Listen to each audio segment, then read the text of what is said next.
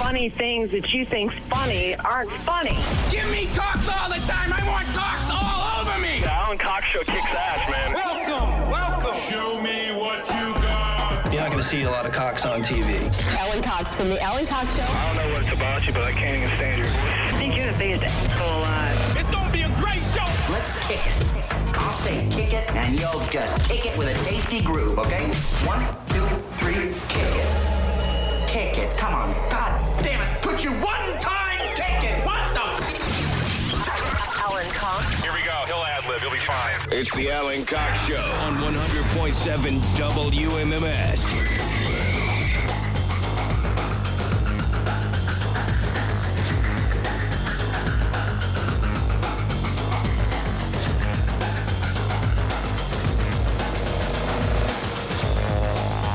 Hey, what's going on, gang? Good afternoon. Hi there. Welcome. Greetings, brothers and sisters, misses and misters. My name's Alan Cox. Thanks for being here. Happy to have you. Say hi to Bill Squire. He's right over there. Creepy hugs, everyone. Thanks for listening to and watching this episode of the Alan Cox Show. Don't forget to like, subscribe, and share a cold one with the Guardians tonight. What a late game, boy. Yeah. It's a late game. Super late. And the crowd goes wild. Mary Santora is right over there. Hello. At least it's going to be a faster game. Because of the pitch clock? Yeah. Yeah, it's going to shave a whole 26 minutes off. Hey, What they say. I'll take it. I guess. I mean, at that point, is 26 minutes really going to... Is that the difference between enjoying a game and not enjoying a game? Well, I mean, that's the average, but it will definitely keep those games from going 40 minutes longer than... I think it's helpful. Okay. Well, the players seem to like it. Yeah, I like it. Poundcake is back in Studio G. Afternoon, white people. Hello. His pitch clock is always dialed way the hell up. He's always pitching somebody something. He's pitching him an idea for something. Or he's pitching him an idea for something else. Or just pitching you. Or he's just pitching. pitching to Poundcake always says this. Pitching, not catching. That is his baseball analogy. I don't know what he means by that, but boy, he says it a lot. And I think that is probably something that's very valuable to him. I'm trying to expand my horizons. I can catch a little bit as of late. Listen, never mind that. If you'd like to join us live, please do. 216-578-1007. Yeah. 800, what? I just don't want Poundcake to share about his home opener. You do or don't I want don't. him I to? don't. Okay, well, it's 8 days from today, so there's the wind-up. If you want to send a text, 35192, AlanCoxShow.com is where you can watch live. I noticed, and I took it upon myself to cross-reference this with our bureau chief list, because, we talk about how your devices, your Alexa, whatever it is, that is always listening. Something's always listening to you. And I noticed that I was getting a lot of phone spam from Conway, South Carolina. They're just random phone numbers. It's always spam. I don't know anyone there. And then I thought, why does that sound so familiar? And the reason it sounds so familiar to me is that we have a bureau chief in Conway, South Carolina. We have a young woman named Carissa who listens to this show from Conway, South Carolina. So then I go, I wonder if my phone is listening to me do the show. It would explain a couple of things. A, it's why my phone is always laughing uproariously. And B, it's never good at indexing. Maybe it's listening to me talking about these bureau chiefs. So then I go through and find out where else am I getting random phone spam from. And I'm telling you, 8 out of 10, it was people where you have bureau chiefs. And I'm not talking New York City, Chicago, Illinois, Portland, Oregon, like these small towns, smallish, probably suburban. What's that metro one? Areas. Maryland? Dundalk. Yeah, Dundalk. Maryland. You got anything from Dundalk? Nope. We just have Doug, who is our bureau chief in Dundalk. But I did cross-reference. Frederick, Maryland. I've gotten phone spam from Frederick, Maryland. That's where Matt listens to the show. Oh, goodness. I've gotten phone spam. And again, I just, we all do the same thing. We just, you're not supposed to hang up on phone spam because that lets them know that that's an active number. You're supposed to ignore it, let it ring through. If you hang up actively, this is what I was told. If you hang up actively, that lets them know it's an active number. If you don't do anything, they go, oh, maybe this isn't active. I don't know. I get a lot from the same number again and again, and I never answer it. Well, because for a while you knew that it was phone spam because it was from a place you'd never been to, didn't know anybody. Well, then they got wise and they started spoofing local numbers. Mm-hmm. So people would go, 216. Maybe that is somebody calling me. A But that was, doctor's office or something. right. Yeah. But it was a phone scam or spam, rather, spoofing you. So I go through. I get phone spam, and these are in my record or whatever. Moore Park, California. Do you think we have a bureau chief in Moore Park, California? I believe we do. We do. April listens in Moore Park, California. Now, this could be an amazing coincidence. It would have to be if it were coincidental. I got phone spam from Eagle Mountain, Utah. Definitely have one there. That's where Jason listens. Yeah, that's my cousin. So, is it really? Yeah. So, is that suburban Salt Lake City or what is that? Yeah, okay. He's a pharmacist out there. He fulfilled Mary's dad's dream for her, Which was? being a pharmacist. Oh, right.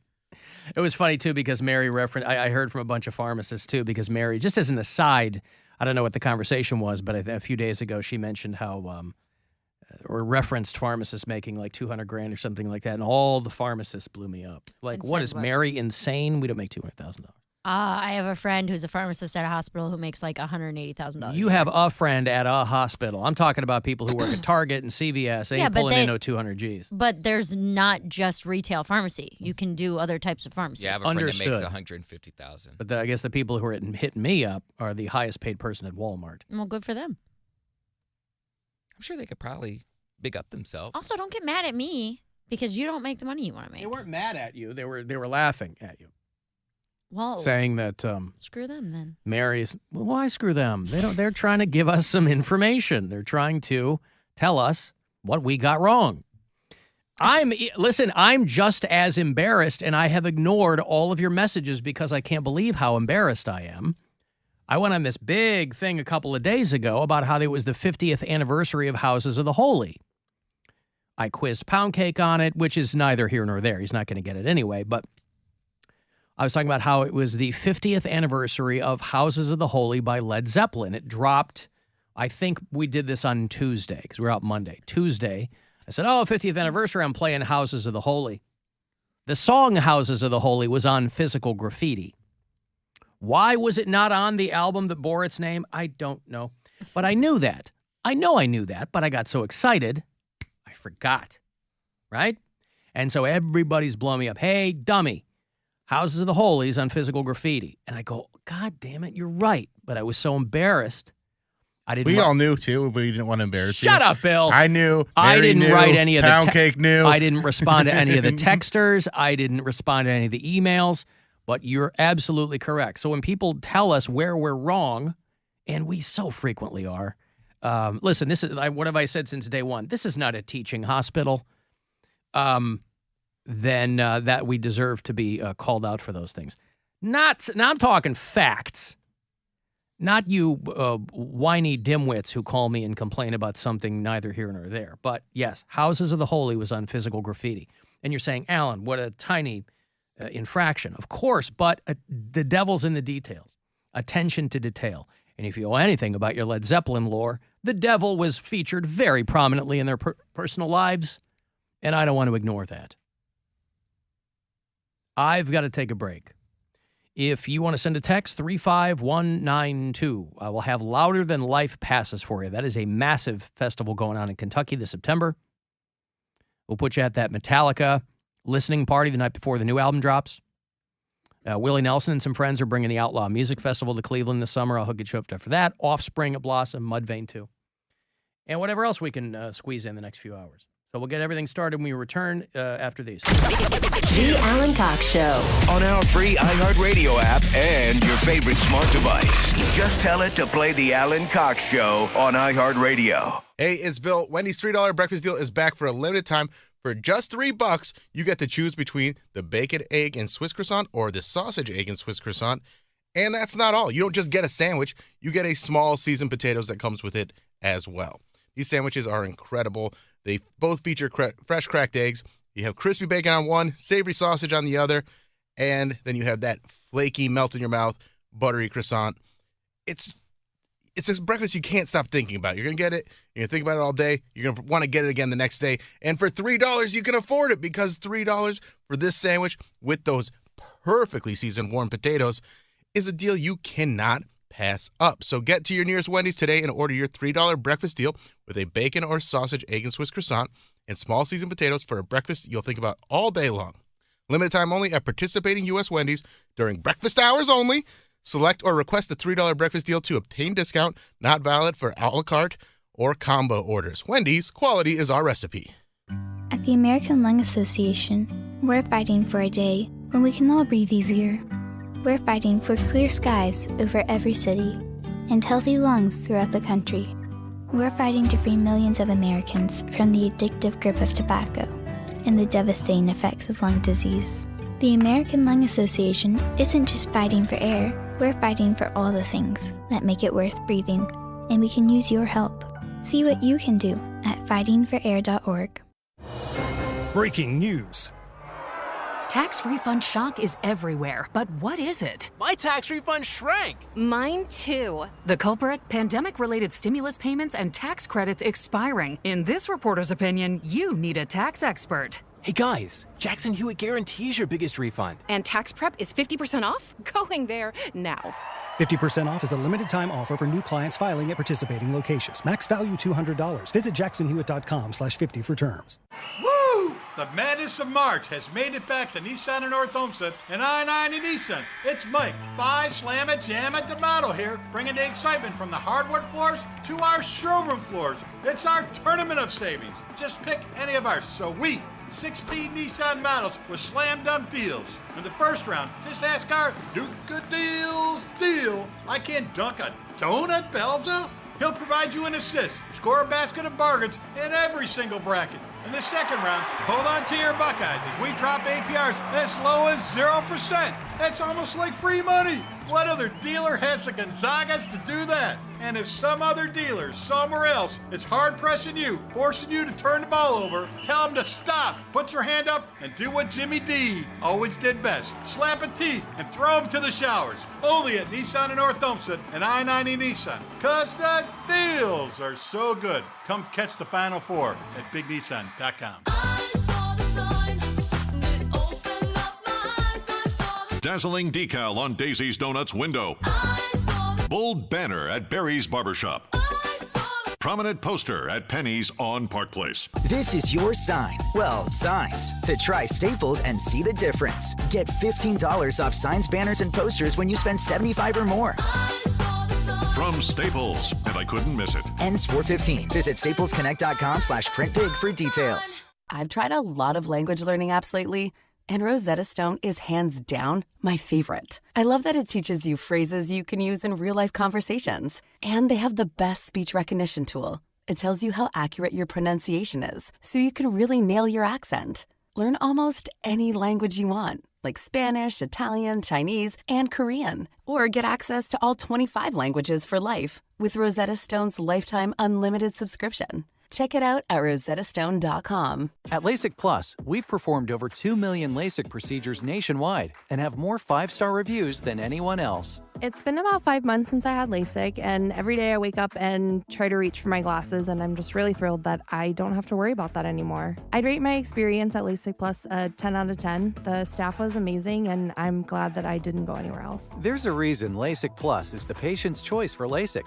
Actually, there's a ton of reasons. Did you know that the entire procedure only takes minutes? And that most patients are back to normal activities the day after treatment? So don't wait. Now's the time to finally take that first step towards LASIK and score a great deal at LASIK Plus. Right now at LASIK Plus, get 20% off LASIK in April. That can be over $900 off when treating both eyes, plus guaranteed financing. Visit mylasicoffer.com. That's mylasicoffer.com. The patient's choice for LASIK. Must mention this promotion to be treated in April of 2023 to qualify. 20% off standard price of procedure cannot be combined with any other offers. Go to mylasicoffer.com for details. Mr. Clean, Mr. Clean. Of course I use Mr. Clean Magic Eraser to clean tough messes off my stovetop and bathtub. But then I discovered I can also use it to easily clean my patio furniture and even my shoes. I'm hooked. And when wipes won't cut it, I use Magic Eraser Sheets. They're thin and flexible erasers, perfect for everyday messes, like gunk on my counters and sinks. They really are magical. The reviews are in. Mr. Clean Magic Eraser and Sheets make cleaning look easy. The forecast for this tax season? It's going to rain refunds. Lots of refunds. File for less and get more with TaxAct, where we guarantee your maximum refund. Go to TaxAct.com to get started today and for details on the maximum refund guarantee. Did you know that tires purchased from Conrad's include everything you need to get the maximum life out of your new tires? Right now, bundle and save up to $375 when you buy a set of 4 eligible Goodyear tires when using your Conrad's Goodyear credit card. I thought learning a language would be too much work, but Babbel makes learning fun. J'aime Babbel. Babbel's lessons only take 10 or 15 minutes, and soon you turn and realize, hey, I'm starting to speak another language. How'd that happen? Babbel isn't robots talking. You learn words and phrases from real native speakers. I was ready for real-life conversations in just a few weeks. So easy. Go to Babbel.com to try for free. That's Babbel.com. Babbel.com. Finding great candidates to hire can be like, well, trying to find a needle in a haystack, but not with ZipRecruiter. Its powerful technology actively finds and invites qualified candidates to apply to your job. So while other companies might deliver a lot of hay, ZipRecruiter finds you the needle in the haystack. See why 4 out of 5 employers who post a job on ZipRecruiter get a quality candidate within the first day. Try ZipRecruiter for free at ZipRecruiter.com/free. That's ZipRecruiter.com/free. Your spark is all you need. And let's be real, you don't have time for smoke and mirrors anyway. So ditch all the pretentiousness and the lighter it rode in on with Blue. Blue e-cigs are available in a variety of satisfying flavors and nicotine strengths. Even better, it's odorless. When you're living unlit, you're comfortable being your true you. And no one will mistake ashtray for your signature scent. Blue. Get unlit. Warning, this product contains nicotine. Nicotine is an addictive chemical. Underage sale prohibited. Blue is a trademark of Fond Molding 4BV. Copyright 2022. Fontum US LLC. It's tournament time in college hoops. Make the BetPark Sportsbook app your go-to for all the tournament action. Live in-game betting, parlays, props, and more. Right now, new users bet $10 and get $125 in sportsbook bonus if your first bet wins. Make a BetParks futures wager on what team will win it all. Download the BetPark Sportsbook app now. Gambling problem? Call 1-800-GAMBLER. Must be 21 and located in Pennsylvania, New Jersey, or Ohio. New users and winning bets only. Terms and conditions apply. Sports bonus bet must be wagered once. See website for details. In Ohio, offered by Parks Interactive Ohio Link. Traffic. From the Elk and Elk Traffic Center, Elk and Elk has $1 over $1 billion for their injured clients. Call 1-800-ELK Ohio. Construction in the left lane, 480 west at 71, backing up to West 150th. Also work in the left lane, 422 east before Harper, slow from 271. Accidents Bagley at Engle Road and Harvard at Broadway Avenue. A broken water main closing Ontario at St. Clair. I'm Olivia Musica in the Traffic Center. This report is sponsored by NTT IndyCar Series. Experience the PPG 375 at Texas Motor Speedway this Sunday, April 2nd at 12 p.m. Eastern, live on NBC and Peacock. Watch the fastest cars and the boldest drivers fight to the finish line. The PPG 375 Texas Motor Speedway this Sunday at noon Eastern, live on NBC and Peacock. The podcast Party Cruise, The Untold Story, explores the dance party culture of LA's Hispanic teens. But these parties had a dark side. In 2006, teenager Emery Munoz was murdered. Someone commented, "That's what you get for going to those parties." I was like, that's my sister that you're talking about? They made it more about the parties than her actual murder and disappearance. Listen to Party Cruise, spelled CREWS, on the iHeartRadio app or wherever you get your podcasts.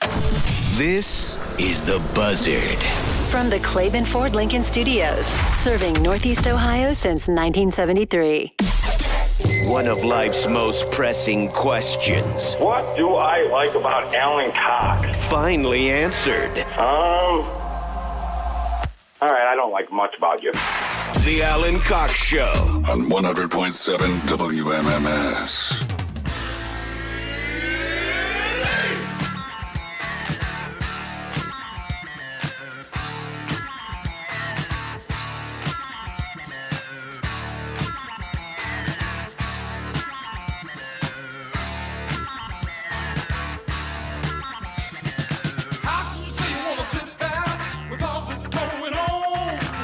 Just lay back in your chair like you're not even here. Just give it a push. Don't let yourself get loose. Take wonder if any of these guys are still alive. This was a great, this was an album my mom had. There's a great band from Philly called Breakwater. And they only put out a couple of albums. I don't even know if these guys are still alive or what they do. Is this not a mashup that's their original beat that, was it Daft Punk that used that? Yeah, everything Daft Punk did, they grabbed from somebody else. Okay. But the band was called Breakwater. All right, well, I thought that was a DJ Cummerbund. No, That's just their, No. That's a great beat. Nope, that's the original song from the probably 77 or 78, something like that. Guardians play tonight, MLB opening day. You'll see young Bill Squire all decked out in Guardians gear. That's right. And it's a late game tonight because they're starting off with 4 against the Mariners in Seattle. That is a 10-10 first pitch. As I was putting together our brand new metal show, Corey goes, "Hey, isn't Saturday a late Guardians game?" I go, "God damn it," because I was just putting the finishing touches. So 2 hours to midnight will be preempted this Saturday night because the Guardians-Mariners game begins at 9:40. It is one of 2 times during the regular season that will be preempted this Saturday and June 17th. We will not be doing our 2-hour metal show because of a very late West Coast Guardians game. So you also have to be prepared for Cavs playoff games that might get in the way, too. Cavs playoff games could be in there, too, but that is TBD. So as far as Guardians go, we're only getting kicked off twice. So that's not too bad. That's fine. Whatever, right? I only had it all laid out and I'm ready to perform it for everyone, but what do you want? That probably didn't even take you that long, and you have nothing but time. You're always talking about how you always just have so much time. Hanging out, You're so sitting bored. You're like, give me around. another show to do. You know, it's a classic case of be careful what you ask for, because I've been pitching a metal show since I came to MMS, and Rob Anthony finally signed off on it. And I'd envisioned it like, hey, I'll just play some rock and roll songs, man. And it was going to be a colossal pain in the ass. I shouldn't say pain in the ass. It's just, it's a lot that's going into it that I hadn't accounted for. And whatever, who cares? At the end of the week, still very, very happy to finally have 2 hours of metal on MMS. Just not this week. It'll return Saturday, April the 8th for 2 hours. I mean, be careful what you wish for. When we fired a bunch of people in like 2019 or 2020, I went to our then program director, Jason Carr, and I was like, hey, just so you know, I know we just got rid of a bunch of people. Anyway, I can help out. I'd love to help out, because I knew that we had fired a bunch of on-air people. So I was like, I'll pick up another day part. I can, do whatever. I come in early, stay late. And that's when he gave me the task of massaging the logs for a year. Because I was like, no, not clerical work. Like this. I didn't mean it like this. Well, how are you going to help them? I know, right? I was like, well, I was thinking that maybe they needed like on-air help on different stations. So I was like, well, they have professional people to do that. I understand. That's why I was like, how to massage the logs. Mary was massaging Jason Carr's log for a while. Yeah. He was our COVID program director. He didn't really... just through no fault of his own, he ended up being the boss when, like, everyone was gone. It was a mess. Yeah. And I think halfway through, he's like, I want to go home to Florida. And that's eventually what he did. So I was like, yeah, however you need help. And he's like, how about data entry? And so that's what I was. Yeah, because he was running like 9 radio stations. This poor son of a bitch. Stuck doing that for a year. Yeah. Massaging the logs. Yeah. I'm learning how to massage the logs. Little inside baseball there. The music logs. It was just music logs, right? Not spot logs. You have to massage spot logs. I had to massage all of it. Traffic department. Oh, no, really? Yes. I had to make sure how that... to massage the logs. I thought it was just music logs. No, that the commercials were in at the right time, the right day part, the right person, no double back-to-back stuff, moving things in and out of spot blocks. It was awful. Sure. Yeah, I probably threw you a couple extra bucks, right? Of course. Raised my salary. Well, no, but you got like insurance. extra hours, No. right? What? No, remember, because I kept Why didn't you say no when he said, help me with this? Because I was getting extra hours at the beginning. I was able to stay after our show for like 2 hours a day. So I was getting like an extra 10 hours a week. And then corporate was like, hey, this part-time employee is working over 29 hours a week. You got to cut that out. So then he started making knock it off or we're going to have to give her benefits. That's exactly what it was. We don't want to give her insurance or anything. So then for the next like 6 months, he was making me do it in our commercial breaks. So I would leave our studio in the commercial break, go into a production studio, do that. Why didn't you just say, I'm not going to do this anymore? Multiple you didn't times have to do I it. said, I don't like this. This is not good. well, you'd really help out. What are they taking blood off my shoulder? Blah, blah. Trying to be a team player. He guilted you into it. And then finally, Keith Kennedy was like, stop doing this. Like, because I was coming back late to our breaks and things like that. And Keith was just like, absolutely not. You do not have to do this anymore. Right. Yeah. Wow, I didn't know it went to that extent. Mm-hmm. That sucks. Well, I'm learning how to massage the logs. listen, you were eager. You were new-ish. Yeah. And, trying to be nice, trying to help out in what had proven to be a very, very difficult time. Right. When it was basically us and Jason at the radio station through COVID. Be careful what you wish for. Right.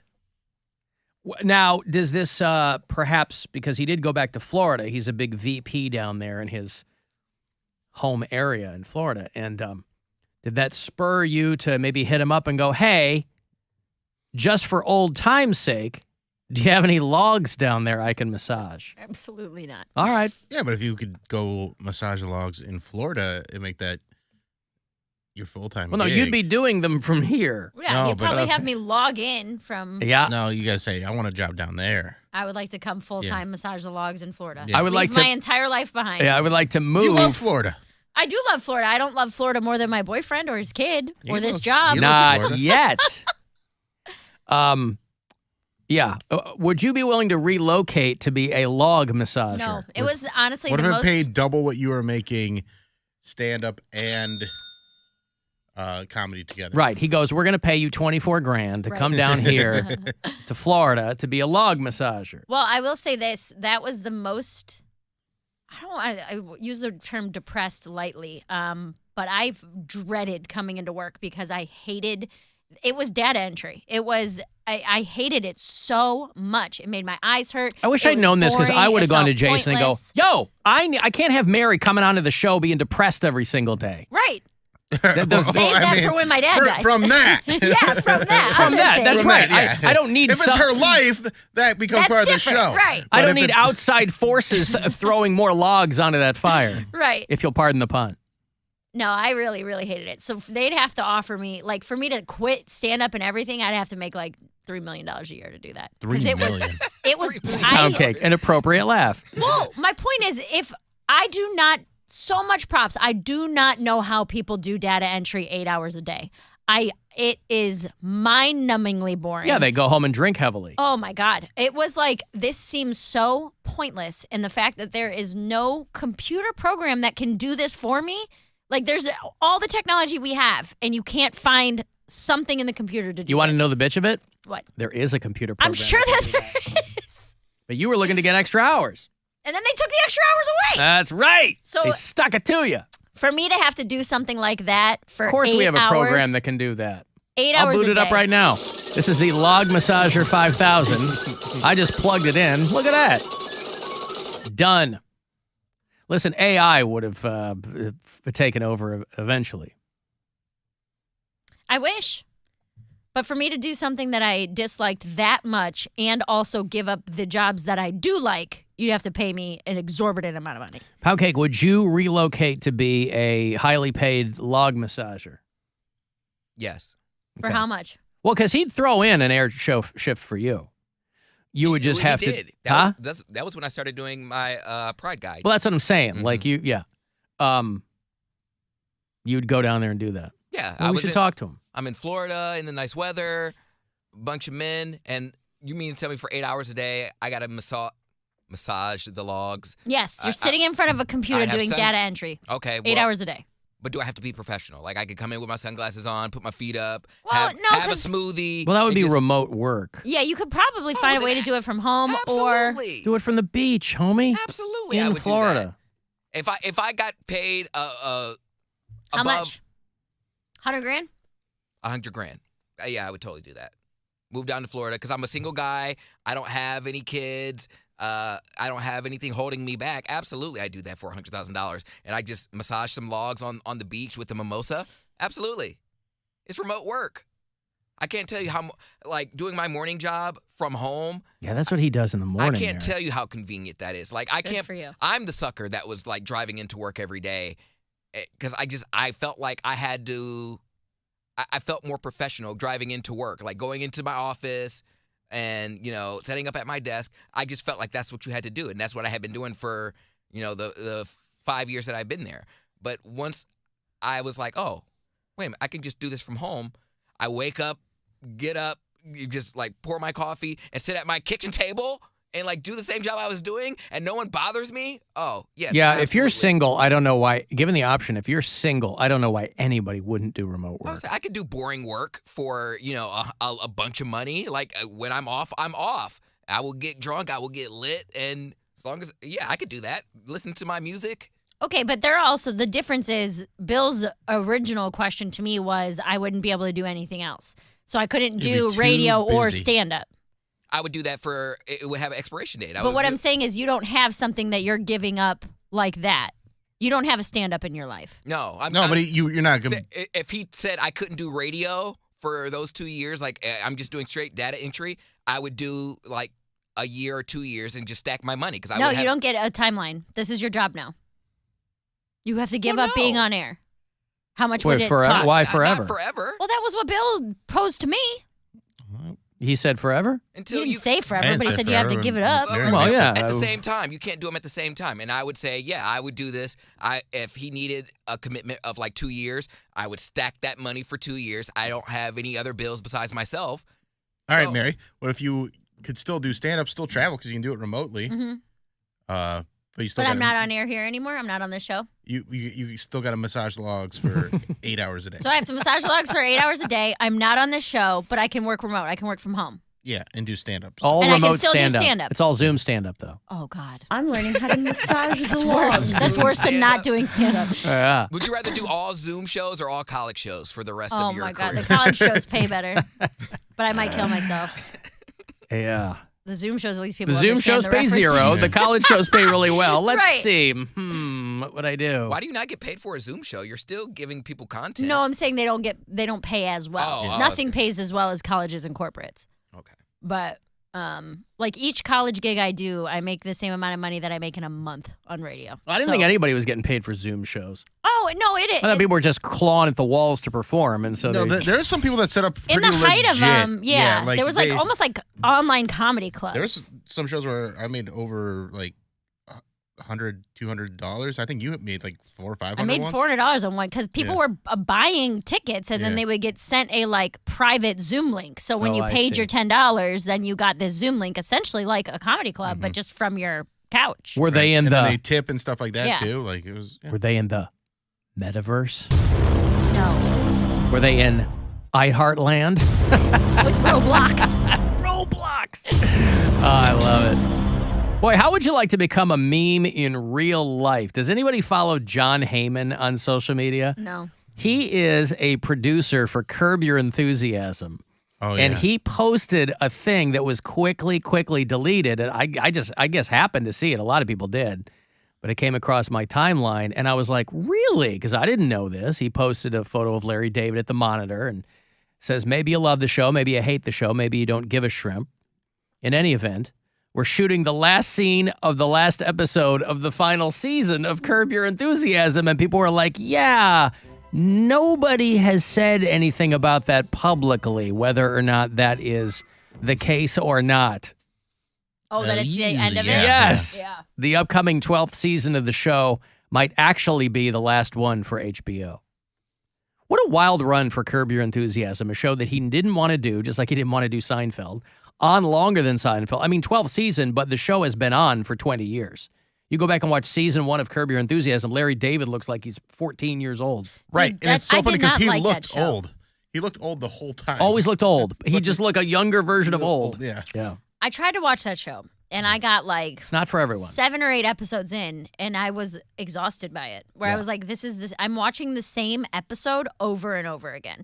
And I kind of got like that with 30 Rock too, to the point where I wanted to watch 30 Rock all the way through because I had heard such good things about it that I would limit myself to like 3 episodes in a row. Because any more than that, I would lose interest, and I like couldn't pay attention. And I felt the same way. Well, that's why with they Curb have Your them come out Enthusiasm. once a week.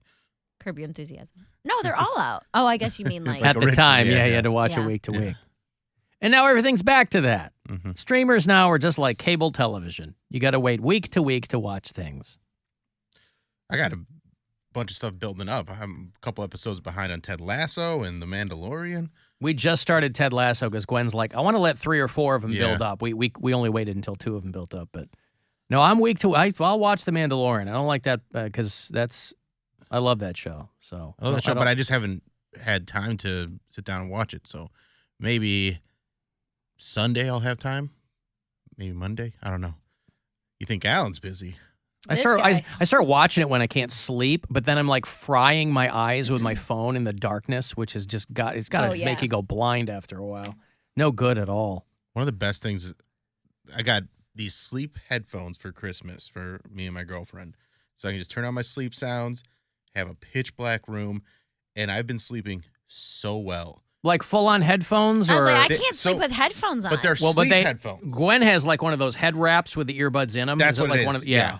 And that doesn't hurt your ear to lay no, on it? No, because it's like soft. But are you a side sleeper? Yes. Oh, so because that was why I like sleeping with noise on, but not like because our house is silent and it's almost creepy how quiet it is.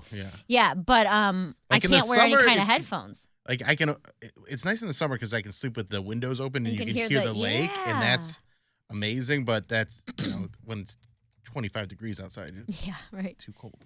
But they're padded, and you just put it on like a headband, and you can sleep in them. See, I love it. I wear a full-on motorcycle helmet. I got like a Scorpion R1 Evo, and it's got the speakers in it. And so I'll sleep with that. Screen in front, right? No screen. Oh. No. Just audio, but I sleep in my motorcycle helmet. You also sleep in chaps. Mary, that would be ridiculous. Oh, sorry. That would be so weird for me to do that. We talked about them Jurassic Parking a woolly mammoth, extracting DNA and seeing if they could resurrect it. And apparently there's a company that's kind of done that, but they've just turned it into meatballs. And but the scientists are like, they can't figure out who's going to draw the short straw and try it. They said technically it's not fit for human consumption yet. But they've resurrected. Yeah, that word's doing a lot of heavy lifting. They've resurrected the woolly mammoth in lab-grown meatball form. The woolly mammoth meatball. See, these are going to be more and more important the closer we get to extinction. We want food a Jurassic insecurity. Park, and we're just getting meatballs. But these are cells that are often obtained from an animal and then grown. We can take an almond-sized, about the size of the tip of your little finger. We can take that small biopsy from an animal and then produce enough food to feed cities and countries. Dodo nuggets were actually, when we set out on this journey, was actually the first idea that we had. We pivoted to mammoth because there's just more information known about it. God, I hate that company is Australian. Drives me nuts. Aussie Mayor here, we got mammoth blood and we made it into meatballs. No. And I hope that you all enjoy it. You can eat it with some rice or maybe a beer. You can maybe even have a little LaCroix with a little soda water. Pop that in, put it in the microwave. Maybe you have some marinara. It's really, really good. My daughter plays Minecraft pretty frequently. She's gotten amazingly good at it, as every kid does at some point. They have a Minecraft phase and they just go nuts. But she'll watch a couple. She has gone through a couple of different streamers on YouTube who will post Minecraft videos, and the one that she's on now is this screaming Australian kid. He's just always yelling. I'm like, oh my God, you've got to find somebody quieter who does like Minecraft tutorials and things like that. I'm like, why is he always screaming? Always in this thick, loud Australian, in my own home. My home, where I sleep. I pay for this home. Where I come to play with my toys. Can we hear him? Yeah, EY stream, I think. I don't know if it's iStream or EY stream. I don't know. He's like, I'm like, oh, Jesus, what is he yelling about? My secret base, where I keep every illegal item on the server. On EY, leave the server, and your loot shall be mine. But I'm using the world's most confusing optical illusions to make sure I thought he said moist. Oh, it's the worst. Most confusing. Moist. Shame if someone just got some TNT, some flint and steel, and destroyed your way out of there. Okay, it's not looking. And light it up, baby. Fly through. Oh, God. I'm like, we got to get the hell out of here. we took away Blake's YouTube because she was acting up in school. So she got her YouTube taken away, and even just hearing, because she would listen to stuff like that all the time, just screaming from her toy room. And listening to that for 10 seconds, I was like, man, I'm so glad she's not allowed to watch YouTube anymore. Yeah, right. You don't have to hear anything like that. Yeah. Well, we have no YouTube Sunday at Casa Cox, so Well, that that's is truly a day of rest. I got to take a break. If you want to send a text, 35192, AlanCoxShow.com is where your pictures will show up, and you can listen wherever on the iHeartRadio app. We got stuff. You want stuff. When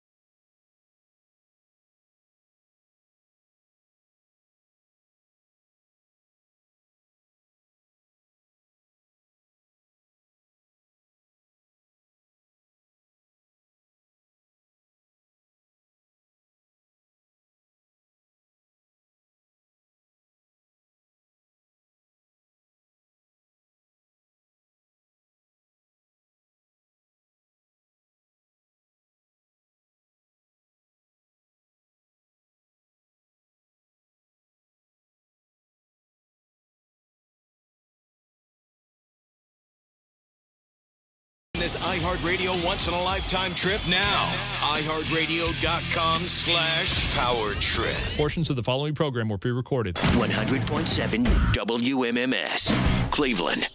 Call the Alan Cox Show. Thanks for turning me on and allowing me to spend this time with you. I hope I can turn you on. 216-578-1007 or 1-800-348-1007.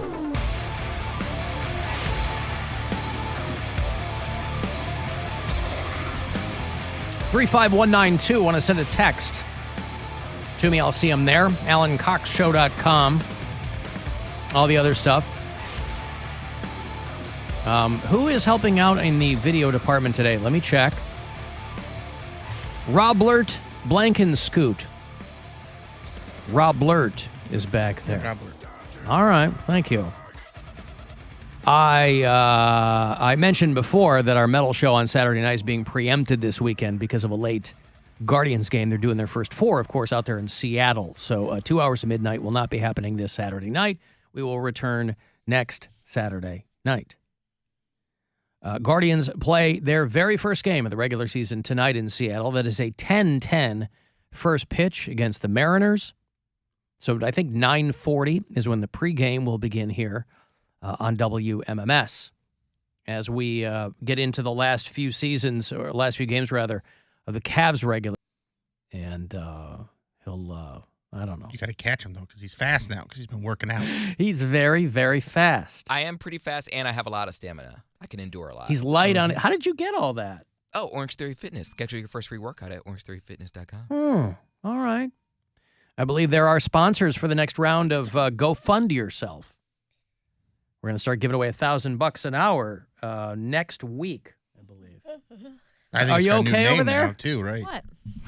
Does it have a new name? Yeah, it's not Go Fund Yourself. It's like What's it called? The Buzzard Bookie. Cash Booker, Explosion. yeah. Oh, Buzzy the Buzzard Bookie. Bookie? Buzzard Bookie, yeah, I don't that's right. appreciate The Buzzard Bookie. Why?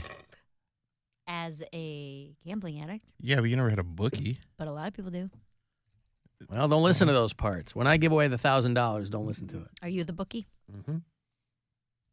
Could you imagine Alan beating somebody's legs with a baseball bat? Done it 'cause they before. didn't pay Yes. him? I'll do it again. I can't imagine Of course that. you can. That's why I keep Cutting a Louisville off- Slugger in my trunk. Cutting off fingers or like Well, let's not get out of hand here. I mean, there are certain ways that you can get your point across that don't require separating someone from any of their appendages. just break them. How would you collect your money if you were a bookie, if you're not going to hurt people? I would write them a strongly worded letter. Not going to work. And I would tell them, well, that's step 1. That's their first warning. Mm-hmm. Okay, what's step 2? I'll let them think about that. So you don't want me to get to step 2. Step 2, I show up at your home. And No, don't I mean, trespass, but shout no, aggressively. you might have a family. I'm not trying to get pinched. Are you a count to 3 dad? I'm not. I'm going to count to 3. No. I mean, we have done that before, but our daughter doesn't really require counting to 3. So there's not a whole lot of that. Things are pretty little. Things are pretty loose in our house, and no, I shouldn't say loose. Things are pretty. She seems pretty well behaved. We're always laughing. She listens? Yes. She listens because there's no yell. We like Gwen and I don't yell. Neither of us grew up in a yelling house. Mm-hmm. So when we raise our voices, she immediately takes notice of that. And so, but that almost never has to happen. But, you know, for people who are yelling all the time when I had friends that were growing up in their house, it was just nonstop cacophony. And it's like, well, no wonder you can't get anything going around here, because if it's always at that pitch, then it never hits, you know, how do you make your point in the din? Right. If it's pretty chill all the time, then they know something's going on. I explained this to Brian because Brian has a bit of a temper, so he'll get loud sometimes when Blake doesn't.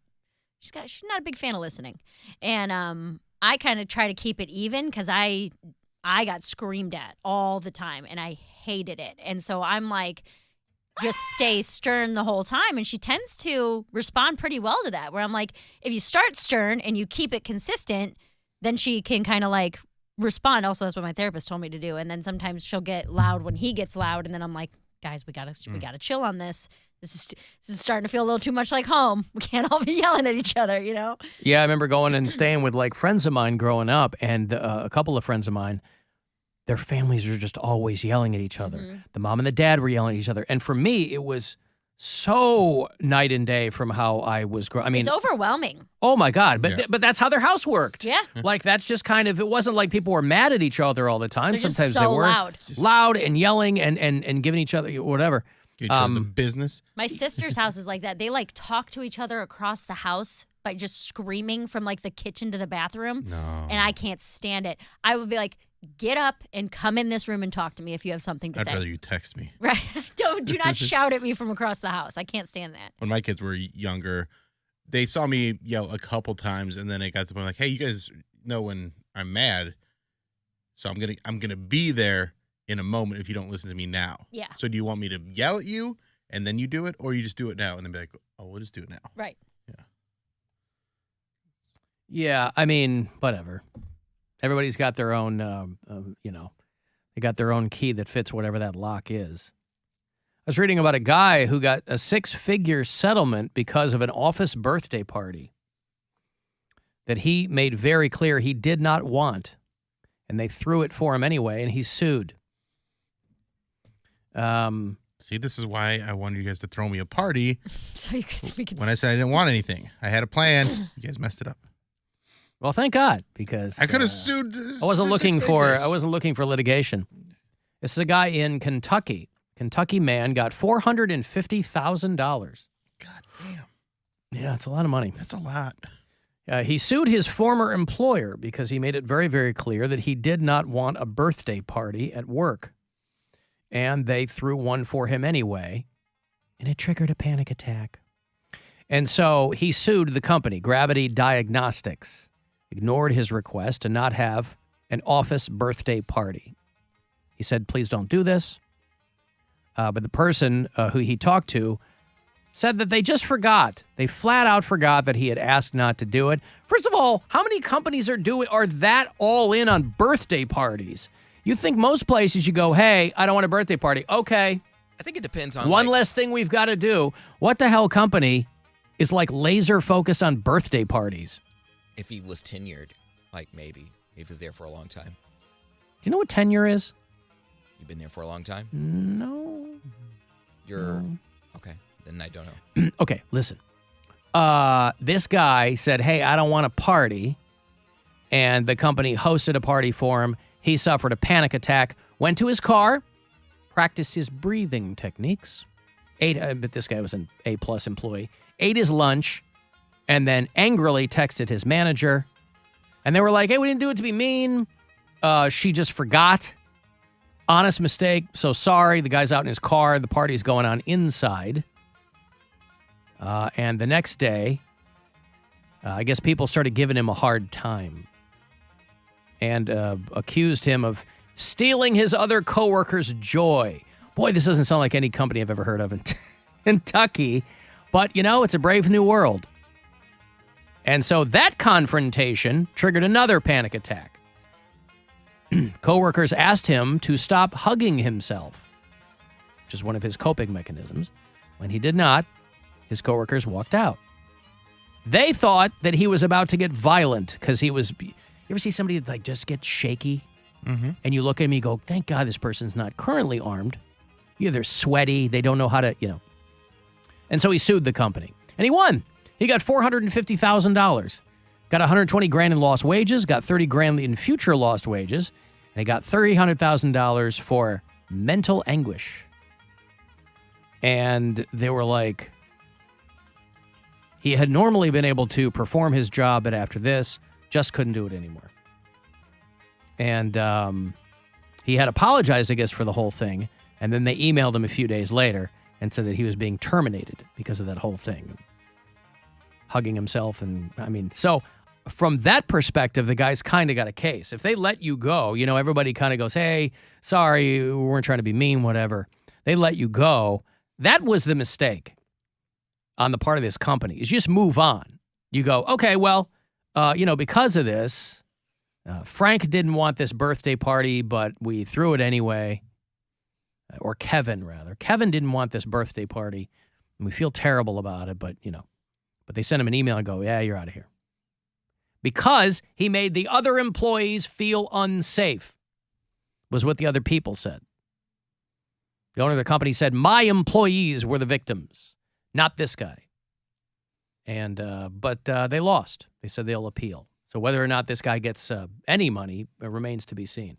But listen, this is probably not unprecedented. I don't know. It's a clickbait story, but it is still interesting.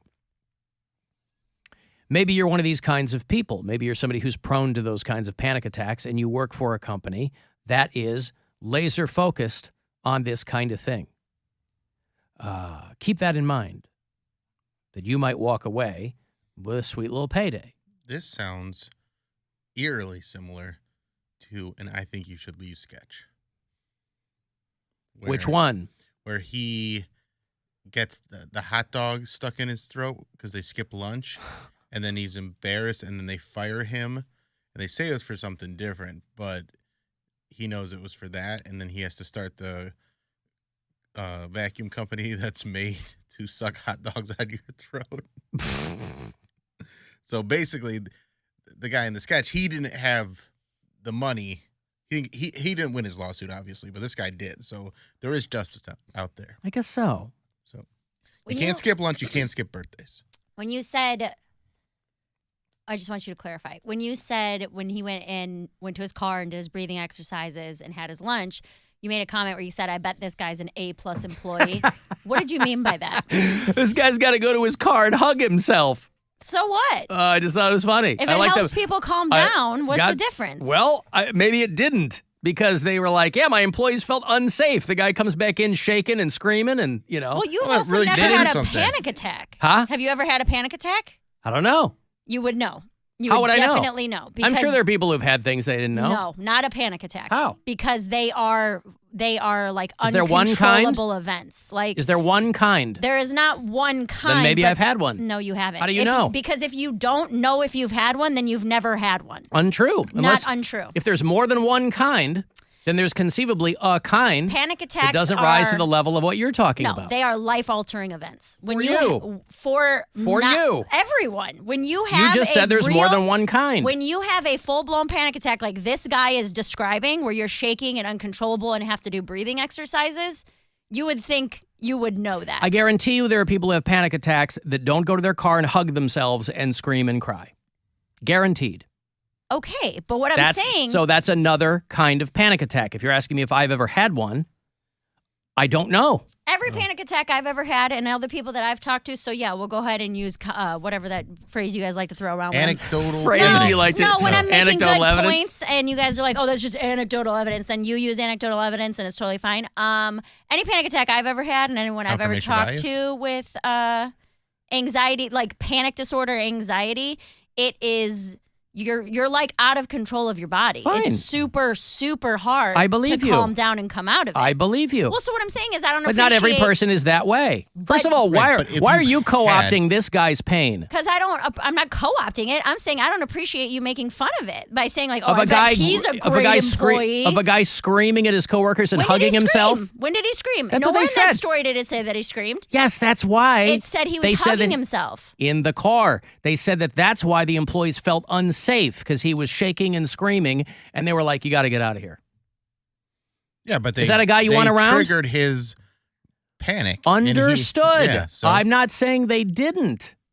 I'm not saying that the guy did anything wrong in that sense. That is how that guy reacted to that situation. But he's a guy, and he got 20 other people in the office.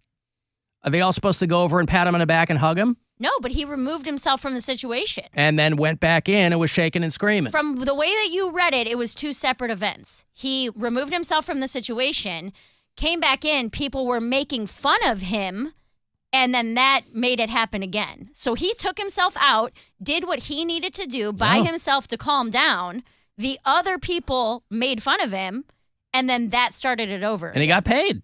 But my point is that I just don't appreciate the way you talk about anxiety in general. But he got paid. It doesn't matter. Well, that's the point of the story.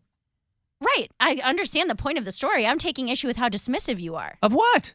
of people's mental health issues. I'm not at all. Oh, my God. Everyone has mental health issues. You told me that there's not one kind of panic attack. But what I'm saying is that So that means like panic that attacks, means You've had a panic attack. You've known you had a panic attack. attacks like this guy is describing are not things that you wouldn't know you had. What's is the what I'm difference trying to between say. a panic attack and an anxiety attack? That I don't know. I'm not. So I then can't what speak are to you that. talking about? I'm talking about You're telling me that full-blown I don't. panic attacks You're like telling this me guy that is I describing. don't. You're telling me that I don't know myself. I asked you, have you had one? And you said, I don't know. That's and then right. I said, based on every panic attack I've ever had and the people I've talked to with anxiety, it is not something that would just come and go as like a weird But little I'm feeling. not you. I'm trying to explain to you that You're explaining your scenario to me, and I believe you. When I've had a But panic you're attack, not I me. knew. right. So you think that something that is classified as a panic attack might be just a weird, slightly uncomfortable feeling? That's not what I said. So you how asked would me you if not I know? You asked me if I had ever had one, and I said I don't know. So That then, means maybe I have. so then classify what you think might have been a panic attack in your life. I can't. Because if I don't regard it as such, then my answer is going to be So that's- I don't know. that's my whole point. For you, you know right away. It'd be like if I said, have you ever had an asthma attack? And you're like, I'm not sure. I've been short of breath once. They're not the same. Well, there are various levels of asthma attacks. There are people who have deathly serious asthma attacks, and there are other people who are quite literally short of breath. There is a spectrum Being short there. of breath is not an asthma attack. I've known people who have been asthmatic and they didn't go to the hospital. I'm not saying you have to go to the hospital. But you also told me you didn't know the difference between panic attacks and anxiety attacks. I don't even know if there is a difference between a panic attack and Panic an anxiety attacks attack. They're two different words. Yeah, panic So attacks what? are more often intense and can occur without a trigger. Anxiety attacks are a response to a perceived threat. So an anxiety attack is what this guy had. I have panic He said he disorder. had a panic attack. Doesn't So- matter. So you're telling him they're he still doesn't pretty- even know what he had. No, I'm I not think saying they're pretty- anything to him. I They're think they're- very He had a panic- similar things. He said he had a panic attack. They're pretty interchangeable, though, overall. I have diagnosed panic disorder, which means that mine come out of nowhere with zero warning. There are things that can trigger them. Usually a big one is grief. That'll trigger one. But there are times where I will be having a completely regular day. Nothing is wrong. And then your body just starts at it. And it takes about 30 seconds before you are completely irrational. So I get a little frustrated when you say things like, oh, this guy must be a great employee, where it's like, yo, he's not in control in this situation. It's okay if you get frustrated with me. So that's all I'm expressing. That's fine. Mary, are you going to have a grief-based panic attack tomorrow because you're going to miss me at the funny stop? Yes, I think that I am. When I'm in Raleigh, North This Carolina. better not cut into our joint vacation in Arizona, by the way. It's going to come up again, just so you know. I know. While we're all on the golf course.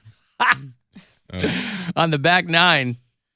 Hey, Woody. Getting a lot of texts from people that are saying they're Alan. having panic attacks listening to this argument. Good. What's up, Woody? Hey, guys, I just want to let you know that Anxiety Attack at the Disco is doing 2 shows at the beach from this weekend. Shut up, Woody. It's true, man. They kick ass. Yeah. Anxiety, yeah. But yeah, I don't know how to correlate. You know, who's right, who's wrong. You know, how when do you step on toes to where it deserves $450,000? You tell me.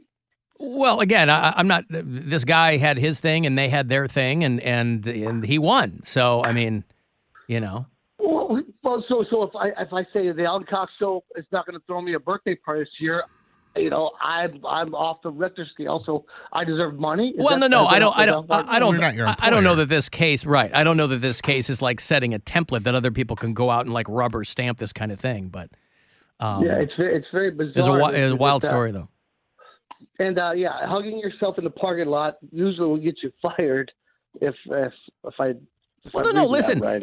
Mary's right. He goes to his car and he does his thing, and he's not bothering anybody there. But the people who were working there, they got freaked out. I don't know. Anyway, anxiety attack at the disco. It rocks. He waited for that. Okay, thank you, Woody. Yeah, he really wanted to drill that in. I got to take a break. I will have those Louder Than Life. Talk about getting loud. Louder Than Life Festival is going to happen. And speaking of Kentucky, at the Expo Center there, the Kentucky Expo Center, the 3rd week of September. and they got about 4 dozen bands that are going to play. Foo Fighters and Rancid and Weezer, Limp Bizkit and Pantera and way more. So I got some weekend passes for you. If you want to go see that thing, I'll hook you up here coming back. It's the Alan Cox Show. Everywhere on our free iHeartRadio app or whatever smart device you have. Just tell me to play the Alan Cox Show on iHeartRadio. A night of big winners. Oh my God. Thank iHeartRadio. Thank you. Once-in-a-lifetime performances. Together on stage. Hey, thank y'all so much, man. For the first time ever. And appearances from global superstars. Man, it's just a blessing, you know. Thank you, iHeart. Celebrating the biggest artist of the year. We're here. We're doing this. Our 2023 iHeartRadio Music Awards. Stream it now on Hulu and see all of the winners at iHeartRadio.com/awards. From the Universal Windows Direct Weather Center, WMMS Weather. Mostly sunny skies for your Thursday. Highs in the 40s. Clouds roll back in tonight with overnight lows in the upper 30s for your Friday.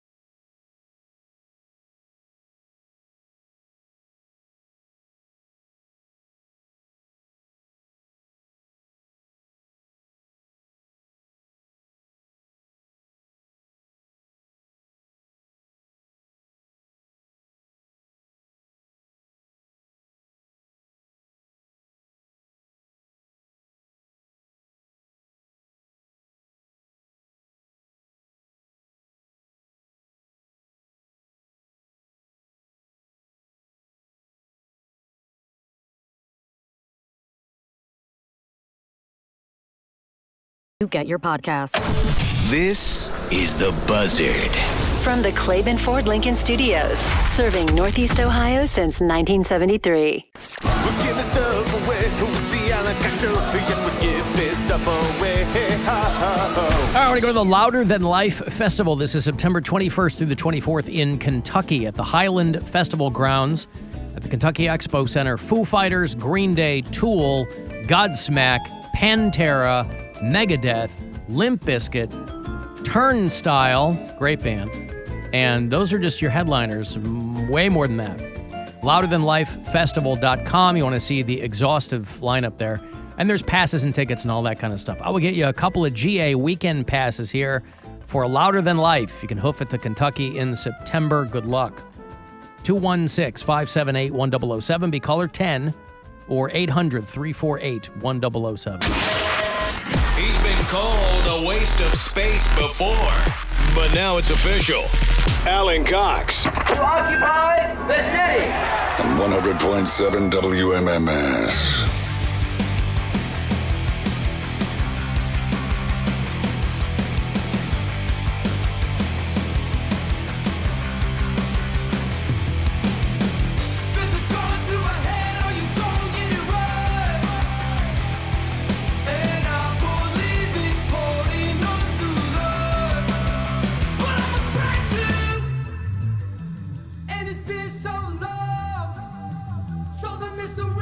I'm glad to see Turnstile as one of the headliners because that's one of those bands that I think should be way bigger than they are.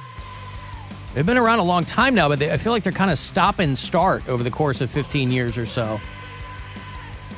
They're out of Baltimore. It used to be kind of more of a hardcore band, and then they kind of gone through some different iterations, but Turnstile's dynamite. So I will have one last pair of passes for you for the weekend for that Louder Than Life Festival tomorrow, right around this time. Next week on the show, I'll get you to that ministry show. They're doing the Agora on May the 5th. I'll get you a 4-pack to see the Guardians play the Mariners the day after the home opener. So that'll be next Saturday. If you want to go to the Guardians-Mariners game, I'll hook you up there. More tickets for Coheed next week. Nice. They're playing May 10th with Death Heaven at the Agora. Excited for that. Me and my brother are going to go. Are you? Yep. And the new Nicolas Cage film is called Renfield, where he plays Dracula. And Nicholas Hoult plays Renfield. And we're going to have a couple of preview passes for you to see. Have you seen the trailer for that? I think it looks really funny. I think it does too, but it's... You kind of, for a while people were giving Nicolas Cage a hard time, and then they kind of came around full circle on him where it's like, the guy can do no wrong now. So Renfield is out April 14th. We will do a sneak preview of it that prior Tuesday. So we'll get you up for that. Did he win an Oscar, or did he just get nominated for one? What, recently or ever? I mean, he was nominated. I thought he won for Leaving Las Vegas. That's the one that, I didn't know if he won for that. I know he was nominated for that, but I just wondering, if he's going to, because he's been doing kind of silly roles or over-the-top roles. It'll be interesting when he gets that whale-type role, similar to Brendan Fraser, where it's like him making a more dramatic comeback. Yeah. Because I really enjoyed The Unbearable Weight of Massive Talent. I haven't seen that yet. It was fun. It was a fun movie. Pedro Pascal's in it, yeah? Mm-hmm. Yeah, he, Nicolas Cage won for Leaving Las Vegas, I believe.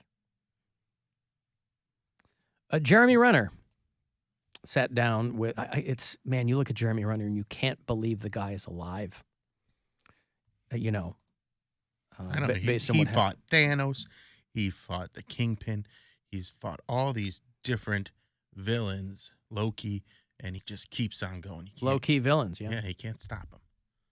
Is that what you're talking about? Well, he also fought the Snowplow King villain, and he almost lost. It really busted him up. The Snowcat got he to didn't him. Have his bow and arrow with him. That's, I guess, the case. Sits down with Diane Sawyer. I don't know when this is going to air, but he looks okay. I saw a video of him walking on a zero-gravity treadmill, and he looked pretty good. I mean, this guy was crushed by that Snowcat. And he's not a young man. He's a little bit younger than me, I think, by a couple of years. I think he might be older than you. Jeremy Renner? Isn't he? Wow, maybe. I thought he was 50. Over 50. All right. Fearlessly taking on any fight. Yeah, 52. An ordinary man with a strength that never gives up. Do you remember the pain? Oh, all of it. Yeah, I was awake through every moment. Who risked his own life to try to save his nephew. I just perfectly see him in a pool of blood coming from his head. And I ran up to him. That's his nephew? Look at that kid. I said, hey, man, come on. That snowcat's going to run me over, bro. I mean, it would be great if his nephew was like, I mean, I was tripping balls and I didn't know Unc Jeremy was over there. Next thing I know, his head is under one of the treads. And it's like, oh, no. I didn't think he was alive. I'd do it again. You do it again? Yeah, I'd do it again. Because it's going right at my nephew. Thursday night, April the 6th. Which is haunting.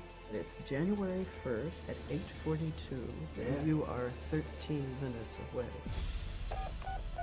Someone's been run over by a snowcat. Hurry. He's been crossed. There's a lot of blood over here. He is in rough shape. Keep breathing, man. Keep fighting. Hang in there, brother. Oh, that's him going, Yeah. I got a snowcat on me. Is he just being dramatic? We know he's an actor. He's an actor. He's just trying to get us out there quickly. Come on, bro. Is this a CGI tractor, or do we need to really send somebody out? This was the sound of someone that was dying. 7 tons of machinery bearing down, and one man's iron will to fight and survive.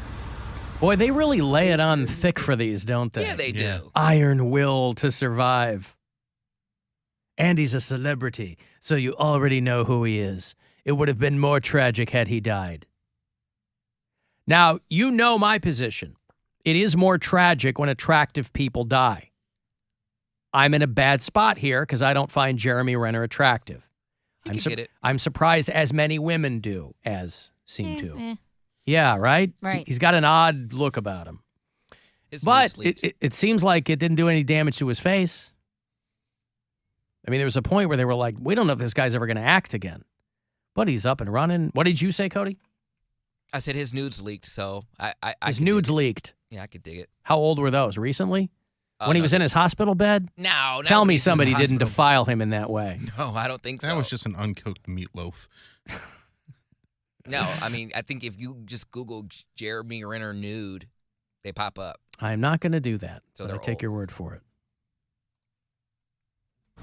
8 ribs broken in 14 places. Yeah. Right knee, right ankle broken. 8 ribs broken in 14 places. Here's how fat I am. That math doesn't even make sense. 8 ribs broken in 14 places. Here's how fat I am. That when they said 8 ribs, I thought they were going to say 8 ribs the next day.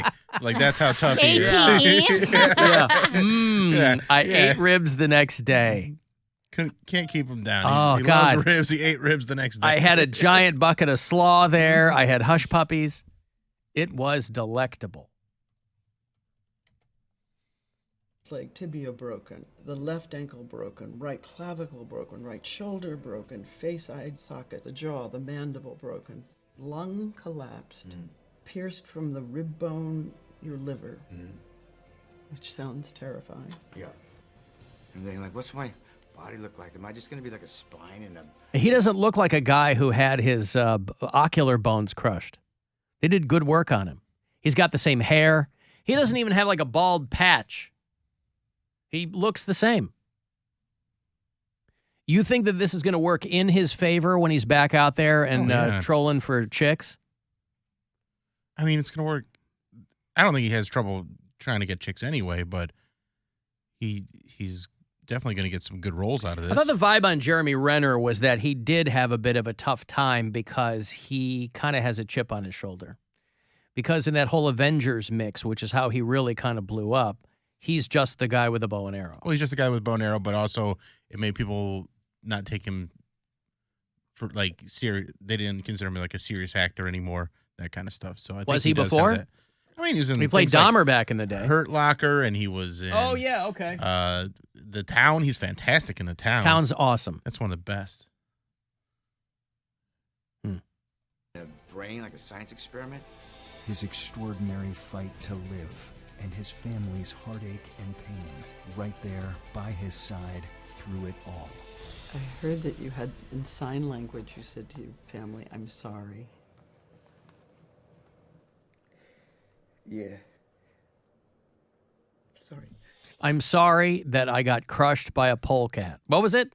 A snowcat? Yeah. Yeah. Anyway, here's the whole title. Jeremy Renner, which, ironically, untouched. Jeremy Renner, the Diane Sawyer interview, a story of terror, survival, and triumph. Will air on April the 6th for you Renner heads. I don't know what not to be confused with our own James Renner, noted novelist and conveyor of all kinds of tales. I think he's fine, and furthermore, I think his colon's fine. Jeremy Renner had a really, really tough time. But his first sit down there, and of course, it's a good thing that he's already done with all of his Marvel stuff. I don't know if they were going to make another Hawkeye season. I think they were.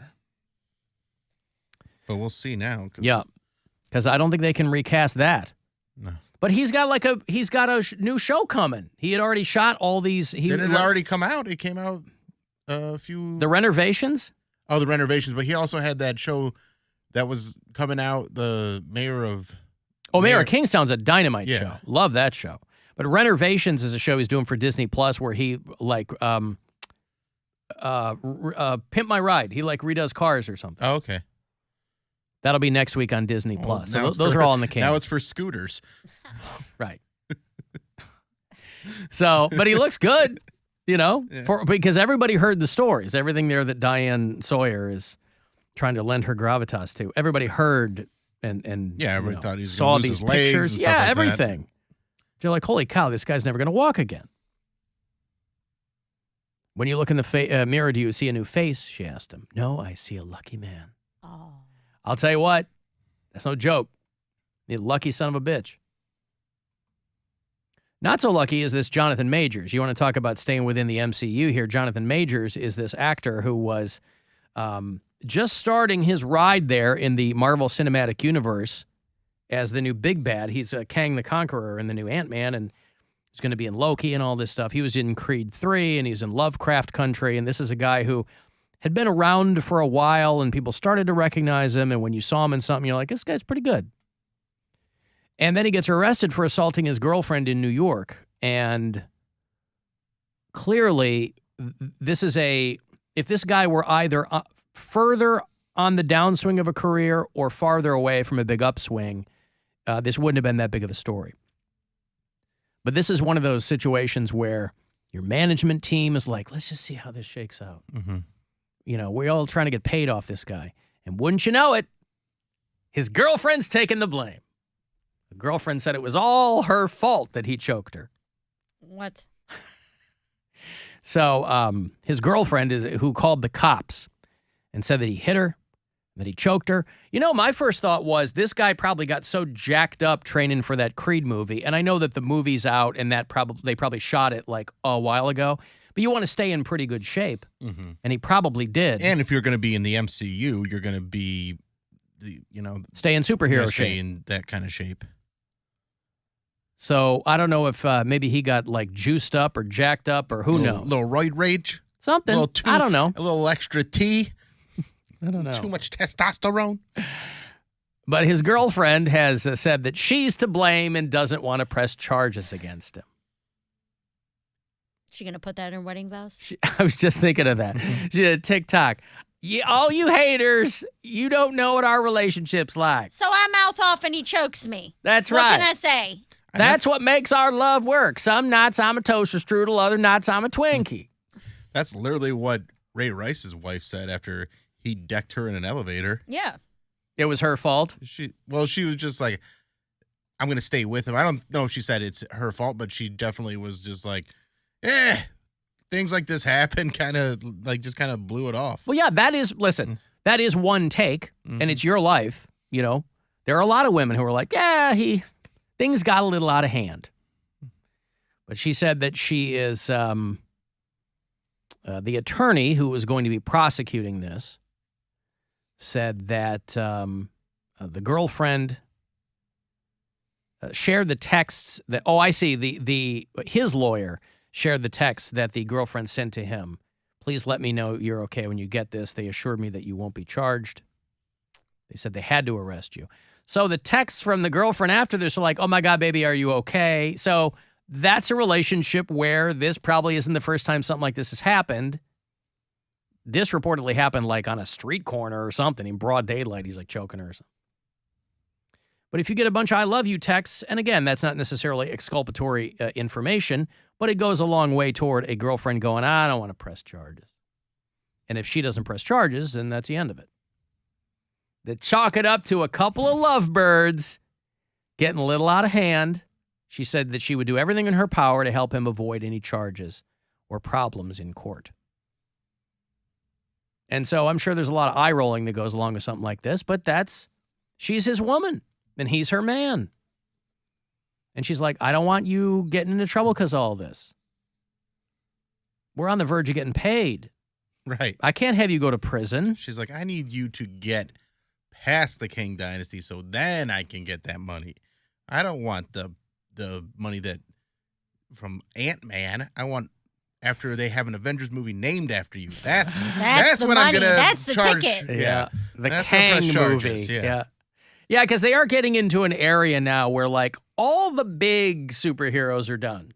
Mm-hmm. So now they're getting into like Kang, where, yeah, okay, if you were a comic book nerd like me, you know Kang. Most people don't know Kang. I only know Kang when it's King and Kodos. Was Kang in Mortal Kombat? There was a King in Mortal Kombat, yeah. Okay, I feel like I used to be him when I would play that game. Was it Kang? There was Kane. Kano. Was there a Kang? There was a Kang in some video game. I feel like there was a Kang. Kang video game. Liu Kang. Liu Kang, yeah. Liu Kang in Mortal Kombat. That's right. But yeah, Kang the Conqueror is a longtime Marvel supervillain. Usually he was fighting the Avengers or he was fighting the Fantastic Four.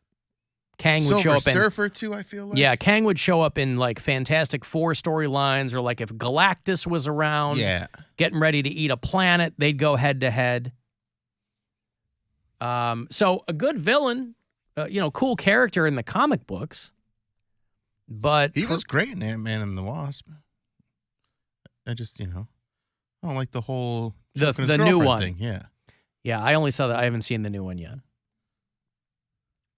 So, initially they were like, is this going to affect this guy getting arrested? If it's all over, what the hell are we going to do? And the people over there at Marvel were like, crapping in their pants that this guy's going to go to jail or something. I don't even think they crap in their pants anymore. Cooler heads have prevailed. They go, get the lawyers out there. Give this girl $2 million. Yeah, do your thing. Have her text this, and this. We'll timestamp it.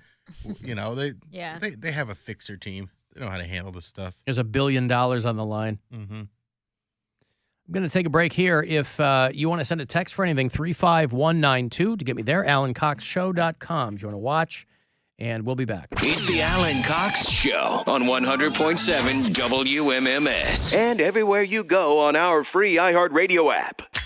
A bet with the Buzzard bookie can win you $1,000. And odds are you'll scream your damn head off. With zero chance of some dude taking a baseball bat to your knees if you lose.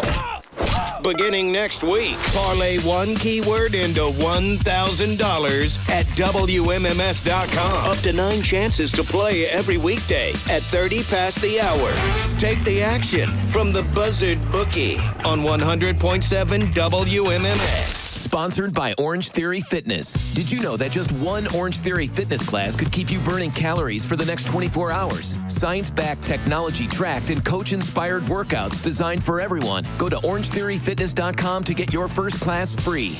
Your afternoon drive is brought to you by the Ken Ganley Auto Group, Ohio's #1 automotive retailer. Get Go Cafe and Market. Fresh, made-to-order food and exciting flavors. Chef-inspired grab-and-go items. So you can eat great even when you're in a rush. And huge fuel savings with My Perks and Advantage Pay. Catch the captain before it's gone. Crunchy, beer-battered, wild-caught cod on a sub or sandwich. And it's the last chance to grab the Skipper Shrimp Po' Boy, made with the finest shrimp and crunchy buttermilk breading. Get Go Cafe and Market. Better. Believe it. We buy any car. We buy any car. We buy any car. Any. Did you know trading in your car at a dealer could cost you money? A recent study found consumers who trade in their car pay an average of $990 more. So don't trade in. Sell it to We Buy Any Car. Learn more and get your free online valuation now at WeBuyAnyCar.com. Find out how much your car's worth at We Buy Any Car. It's not fair and it's not your fault. The genetics that determine our height and eye color can also determine where we store body fat. And you could hit the gym every day for a year straining to lose your problem areas, or you could apply your special WMMS discount at Sonobello and lose your problem areas in a single visit. Sonobello's micro laser fat removal technology is remarkable. Wherever you're fighting those stubborn genetic fat and inches, your tummy, sides, arms, thighs, Sonobello makes them go away permanently in one comfortable visit. And you'll love this. Right now, Sonobello is offering WMMS listeners special savings and flexible payment plans, so you can look and feel amazing now and pay later. Visit Sonobello. Visit sonobello.com/radio. That's sonobello.com/radio. sonobello.com/radio. Intro 2. You inherited your family's beautiful eyes, but also inherited their body shape. Their problem fatty areas are yours too. You could hit the gym every day for a year and barely make a dent. Or you could apply your special WMMS discount at Sonobello and lose your problem areas in a single visit. Sonobello's micro laser fat removal technology is remarkable. Wherever you're fighting those stubborn genetic fat and inches, your tummy, sides, arms, thighs, Sonobello makes them go away permanently in one comfortable visit. And you'll love this. Right now, Sonobello is offering WMMS listeners special savings and flexible payment plans, so you can look and feel amazing now and pay later. Visit Sonobello. Visit sonobello.com/radio. That's sonobello.com/radio. sonobello.com/radio. Intro 3. Did you know our genetics dictate where on our body we store excess fat? Those are our problem areas, and you could hit the gym every day for a year and barely make a dent in your fatty areas, or you could apply your special WMMS discount at Sonobello and lose your problem areas in a single visit. Sonobello's micro laser fat removal technology is remarkable. Wherever you're fighting those stubborn genetic fat and inches, your tummy, sides, arms, thighs, Sonobello makes them go away permanently in one comfortable visit. And you'll love this. Right now, Sonobello is offering WMMS listeners special savings and flexible payment plans, so you can look and feel amazing now and pay later. Visit Sonobello. Visit sonobello.com/radio. That's sonobello.com/radio. sonobello.com/radio. Intro 4.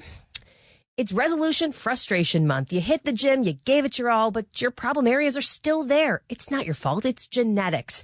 Family genetics determine where we store excess fat, and it's super hard to lose. You can keep doing what's not working, or you can apply your special WMMS discount at Sonobello and lose those problem areas in a single visit. Sonobello's micro laser fat removal technology is remarkable. Wherever you're fighting those stubborn genetic fat and inches, your tummy, sides, arms, thighs, Sonobello makes them go away permanently in one comfortable visit. And you'll love this. Right now, Sonobello is offering WMMS listeners special savings and flexible payment plans, so you can look and feel amazing now and pay later. Visit Sonobello. Visit sonobello.com/radio. That's sonobello.com/radio. sonobello.com/radio. Woo! The madness of March has made it back to Nissan in North Olmsted and I-90 Nissan. It's Mike. Buy, slam it, jam it, the model here, bringing the excitement from the hardwood floors to our showroom floors. It's our tournament of savings. Just pick any of our sweet 16 Nissan models with slam dunk deals. In the first round, just ask our Duke Good Deals deal. I can't dunk a donut, Belza. He'll provide you an assist, score a basket of bargains in every single bracket. In the second round, hold on to your Buckeyes as we drop APRs as low as 0%. That's almost like free money. What other dealer has the Gonzagas to do that? And if some other dealer somewhere else is hard pressing you, forcing you to turn the ball over, tell them to stop, put your hand up, and do what Jimmy D always did best. Slap a T and throw them to the showers. Only at Nissan in North Olmsted and I-90 Nissan. Cause the deals are so good. Come catch the Final Four at BigNissan.com. Want to start a new romance this year? Get ready to fall in love. With your smile, Straighten your teeth without a mouthful of metal or trips to the dentist with Byte.com. That's BYTE.com. Byte clear aligners are doctor-directed and cost thousands less than braces. Byte is available in day and nighttime options, whatever's best for you. Start your clear aligner journey today. Use code IHEART at Byte.com to get an at-home impression kit for just $14.95. That's code IHEART at BYTE.com. You probably already know that Rosetta Stone is one of the best ways to learn a language. But did you also know that they offer a lifetime subscription to all 25 of their languages? Dabble in French. Try your hand at German. Learn a bit of Japanese, or even explore Swedish. And right now, you can get 40% off Rosetta Stone's lifetime unlimited subscription. Visit rosettastone.com today to purchase once and learn for life. Rosetta Stone, how language is learned. Is your internet keeping up?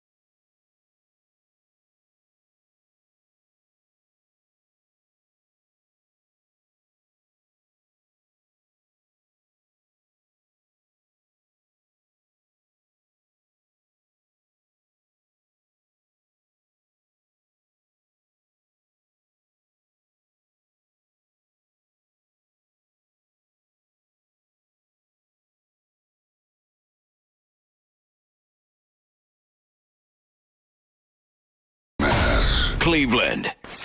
It's time to give stuff away. Oh, it's time to give stuff away. All right, Metallica fans, they are getting ready to drop their 12th studio album. It's called 72 Seasons. We've been playing a lot from it here on MMS. Little breadcrumbs for you. Day before it's released, they're going to do a listening party worldwide in the theater. It's going to happen on April 13th for one night only. You can go to metallica.film and find a location near you. I have a couple of preview passes for you. The first to experience Metallica's brand new 72 Seasons on April 13th. Caller 10, good luck. 216-578-1007 or 800-348-1007. They like getting letters from the audience. Unfortunately, those letters are usually F and U. It's the Alan Cox Show on 100.7 WMMS.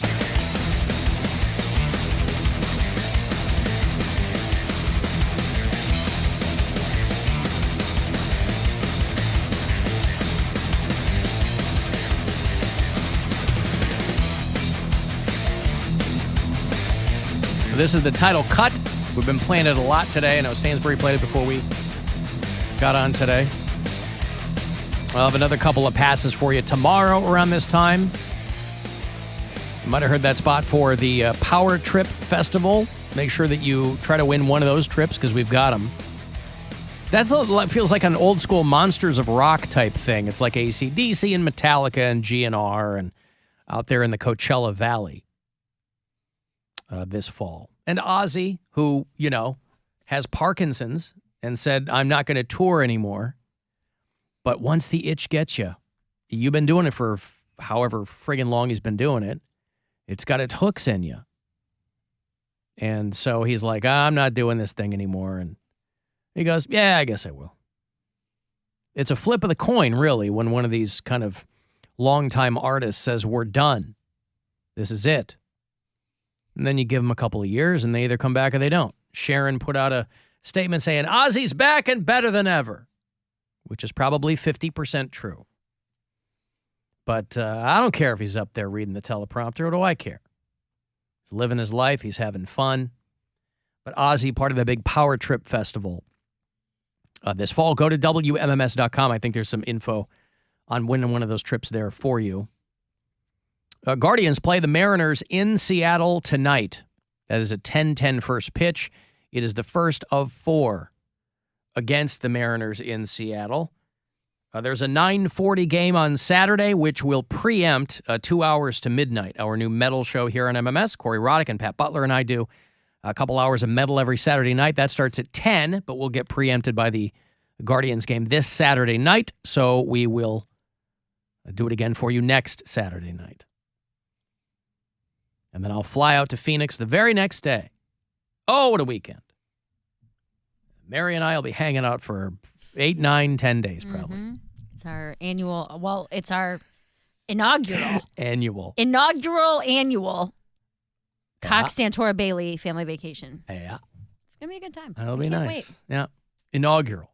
Right. Cleveland this is Guardians. The first one. I know. The Cleveland Guardians announced what's new at Progressive Field for 2023. I always like getting the new food email because they say the average person at a ball game now, on average, once you get in there, I'm not even talking tickets. Once you're in there, average person spends $51. That seems low to me. Did you know beers aren't cheap, food's not cheap. $51 just seems low. That is an average. Did you what? Did you know that you can take snacks in? Can you? Yes.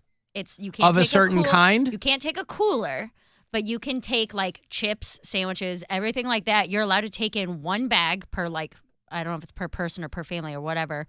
One closed water bottle per person. Can I bring a whole bag of chip ham sandwiches? Yeah, if you want. All right. But we went last year, 2 years ago, and I was on like a specific diet at the time. And I looked it up because I'm like, man, I don't really want to break it to eat a hot dog or nachos. And I took my meal prep in there and ate it. And it was like, yeah, you can absolutely do that. You got your little Pyrex or your bento box or whatever? Yeah, I had my little Tupperware and it's a fork. I was eating away. I got some. Hey, you want a hot dog? No. I've got green pepper and mushrooms right over here. Mm-hmm. And it'll be delicious. So they got a lot of stuff there on tap. New food options there, Progressive Field. Keep this in mind if you're going to be joining us for the home opener next Friday. We'll be set up near the corner bar there. And I will have home opener tickets for you. I'll hand those off day of. Pepper Jack Bites. Okay. Melt Buffalo Chicken Mac and Cheese Bowl. Mm-hmm. Pimento Cheese and Bacon Burger. I can tell you, and this will not come as a shock to anyone within the sound of my voice, I've never eaten a hamburger in my seat at the ballpark. You know, if you're in the club section or whatever, you can sit at a table. Have you ever had a hamburger in your seat? I don't think I've ever had a hamburger. I don't think I've ever had a hamburger in a I always baseball go game. hot Oh, so I'm not Yeah. alone. Okay, I thought I was going to be weird again. But If I have, it's been when I'm in those club seats. But I feel like I generally It's hot dogs in baseball. hot dogs, or like when you have the club seats, they have an array of stuff. So maybe I've definitely had a hamburger up there, but it was never like sitting watching the game. That's what I mean. Like in your seat, I feel like it's hot dogs, it's popcorn, it's beer. Mm-hmm. You can get the hot honey chicken tenders. Ooh. I do love that. You can get the crab rangoon nachos. All right. Allergic. To nachos? Yes. Mary has a violent nacho allergy. Mac and cheese brisket. Oh, God, that sounds good. Pickled and crunchy onions on that. The Wild Thing roast vegan dog. Brian eats those. I mean, he hasn't had a real hot dog in 7 years, so I don't really trust his Only opinion 7 on it. years. Yeah. How long has he been a vegan? He's been vegetarian for 7 years. Oh, only 7 years. Oh, I was thinking like he was a lifelong vegetarian. No, he gave it up for his last girlfriend. Okay. So does he, his last girlfriend? Yes. Does he consider that a positive thing to come out of the relationship? I mean, he didn't. He must because stop. he kept doing it, right? It's a sustainability thing. But once in a while, so that didn't work out. He jettisoned her to the outer rim and he kept the vegetarian situation. Right. He makes his living off garbage. What, you want him to eat it? No, but I'm saying like. Yeah, what does that mean? That's what's sustaining his life. Garbage? Oh, think sustainability-wise. I see. I get so mad every time I throw an empty plastic bottle in the garbage now. Because you can recycle. Because Go you ahead. let the scales fall from my eyes. You can still put it in the recycling bin if it makes you feel better. I drink this. There's this water called Lemon Perfect, and it comes in these tall cylindrical plastic bottles. And I order the stuff. I was surprised to see it. They have it in the cooler next door here at the CVS. I couldn't believe it. But normally, I just order it like by the case. And I'm guzzling this stuff. I love it so much. But it's so many plastic bottles. Mm-hmm. I feel like a maniac going through. I'm like, God, there's got to be. Buy some lemons. Huh? Just buy some lemons and squeeze it into your water. Well, I do have like lemon. They're like these packets of distilled lemon that you can put in regular water. And so I'm kind of switching to that.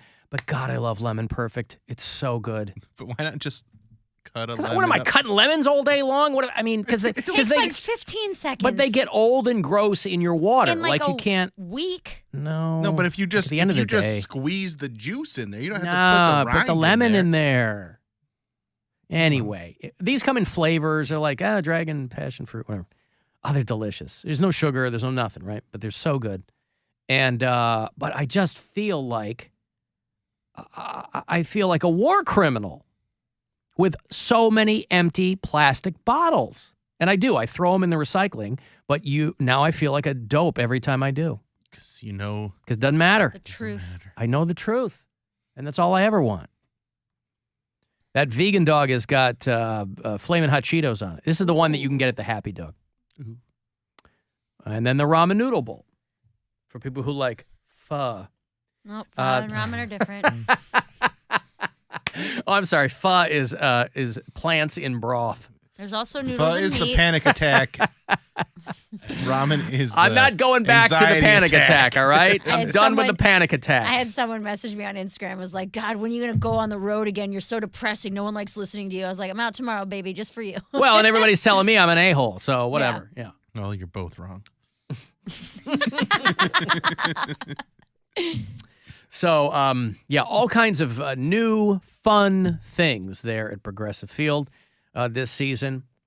Just baseball season in general always makes me happy because it means that summer's coming. Mm-hmm. It means that it's baseball cap season. I have a brand new straight black Sox cap. You know, when Michael Rappaport was in here, he had one of those straight black Yankees caps. Mm-hmm. And it wasn't like it was the first time I'd ever seen it, but sitting there talking to him, I go, God, that's a good-looking cap. So I bought one of those flat, straight black, all black Sox caps. My new cap. That works with the socks, though. See, I have a black and white Guardians hat. No, I mean like all black stitching. No, but it's all black. Yeah. And they're cool, but I like to write the colors when I'm going to games. I'm gonna try and go. Yeah, to socks 50 are just games black this year. and white, so it's 50? I got the pass. The pass, Is it for did you? 50 of them? No, it's for every home game. Wow. So why not 50 try and is get a lot. 50 is a lot, but I mean, I'm not gonna stay for all of them, but I'm gonna try and get over there for a couple innings. Yeah. And try and go to 50 games this summer. Yeah, because we can just shoot over there. Yeah. What is those? Those are the tickets where you just walk in and stand there? Yeah, it's the standing room only pass, and it's I like $50. those. Can you buy those at the gate? I don't know. Probably not. I think you have to do it online. Yeah. Oh, you do? Yeah. Because it's mobile tickets. But I could conceivably, on a day that I determine I'm going to do this, I could go online, get one of those standing room only tickets, and you just walk over there at lunch or something? The standing room only ticket you can buy at the gate. That's what I'm saying. The pass that Bill's talking about, I think you have to get online. No, not the pass. Just like a single game. Yeah. Yeah. If they're doing like a day timer against a White Sox, I can just walk over there, Yeah, if they have a noon game and you want to go check out a couple innings. Yeah, that's all I'm It's saying. only like, what, $10, $15? Oh, They're come cheap. on. This is what I'm saying. They used to do the loaded ticket with you get a that. beer where with it, too. You got like a beer with it. That was awesome. That was prime alcoholic mare, dude. I would go buy Prime alcoholic mare. Buy those district tickets for like $10 or $15. Your first beer's free. I'd pregame in the parking lot, so I'd already go in lit up. Mm-hmm. Have 2 or 3 beers, stand in the sun, so you'd Extra feel more drunk faster. yeah. Oh yeah, wander around downtown.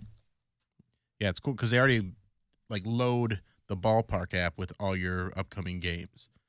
So it just they do all the work for you. Yeah, it's all the different games coming up. I'm excited about it. April's gonna be the toughest because that's when it's still kind of cold. Yeah, but I'm still gonna do a good job. Hey, 50 games. Ricardo. Hey, Alan, how are you? How are you? Mr. Bill? Hey. What's up? Not much, sir, not much. Just as usual, falling for you guys' food recommendations. I had the blessing and life-changing experience, I may say, to drag 4 of my coworkers to Superdog last Sunday when we landed in Chicago for a trade show. Oh, we Superdog. did a 14-minute Uber drive to it, and it was amazing. You went to the one in Wheeling in the suburbs or in the city? The one that is 14 minutes from the airport. Oh yeah, Wheeling. Yeah, that's the one I went to. That's the one Mary went to. Yeah. Amazing is what you say. Mary didn't like it. No, I did not like it. It was excessive as hell. Oh, okay.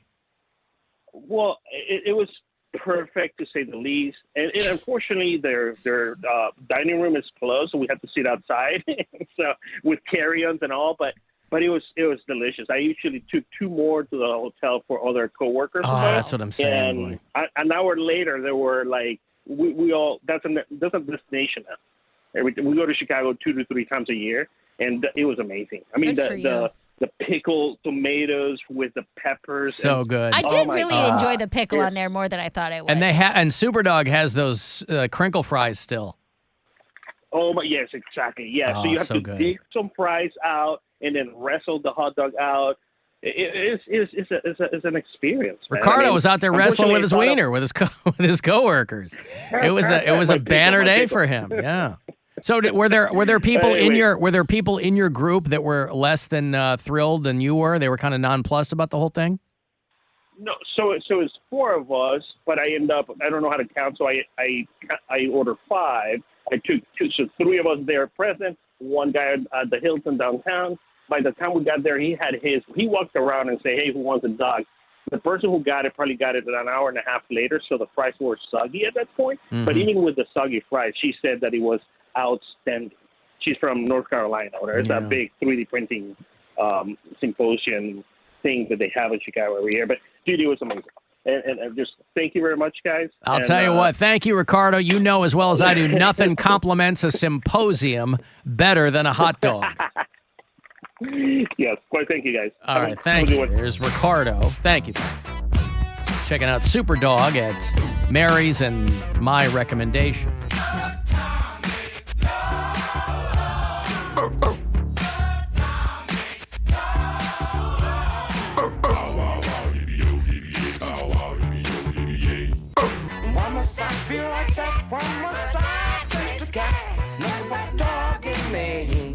I was reading about a Chicago firefighter who has been arrested because he was running a prostitution ring from his apartment.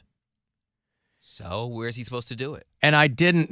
That's a perfect question. You want him to do it out in the streets? It's not zoned properly. That's right. Brendan Kennedy is 37. He faces a felony count of human trafficking because of the ring that he was running in his North Side apartment. Now, here's what I don't get. A 23-year-old woman in his employ blew up his spot. He instructed her to set her prices at $150 for 30 minutes or $200 for 60 minutes. And she performed as many as 50 of these in his home. That sounds like a bargain to me. The first half hour is $5 a minute. And the second half hour is $1.50 a minute? $150 for half an hour or $200 for an hour. Yeah, they want you to take the hour. I know. This guy ain't good at math. You're not going to use the hour. You're going to use a half hour. Right. You're going to use 10 minutes. Mm-hmm. Only $50 for another 30. That's a bargain, boy. They should let this guy back out and get back to work. This guy's a job creator. And then he took half the money.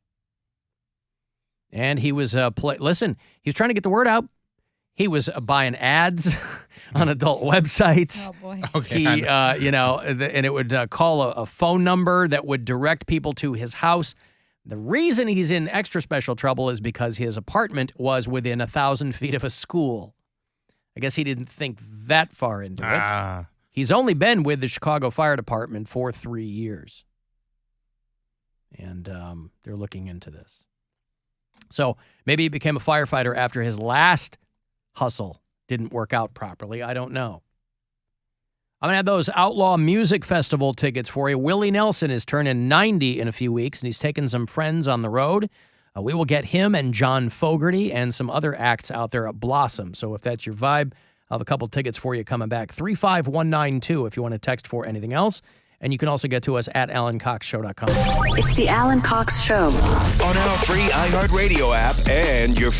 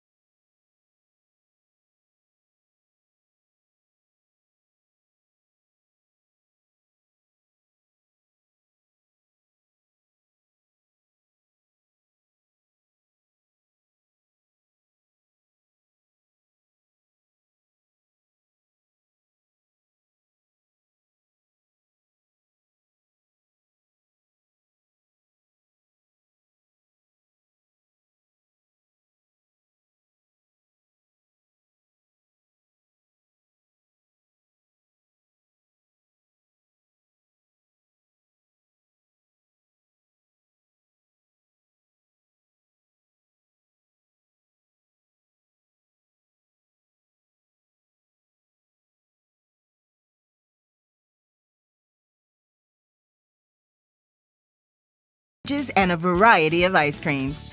Family Dollar, helping you do more. This is The Buzzard. From the Claiborne Ford Lincoln Studios, serving Northeast Ohio since 1973. Now it's time to give stuff away. Give stuff away. All right, go see the Outlaw Music Festival. Willie Nelson's turning 90 in a few weeks and taking a bunch of friends out on the road. Here in Cleveland, we'll get Willie Nelson, John Fogerty, Kathleen Edwards, the Particle Kid, and more. Friday, August the 11th out at Blossom. Go to livenation.com for anything I might have skipped. 2 for you if you're caller 10. Outlaw Music Festival this summer. Good luck. 216-578-1007 or 800-348-1007. I met Alan. Did you? I gave him marijuana. Oh, great. The Alan Cox Show on 100.7 WMMS.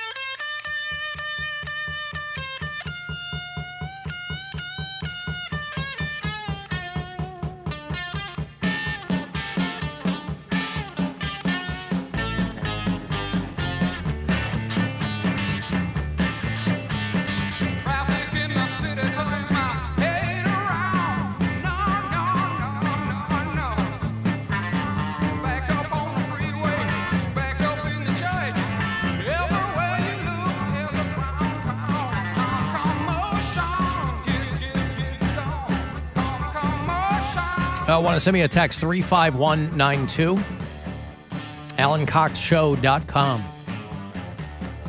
for everything else. Thank you again to Robert Blankenscoot for helping out back there in the video department.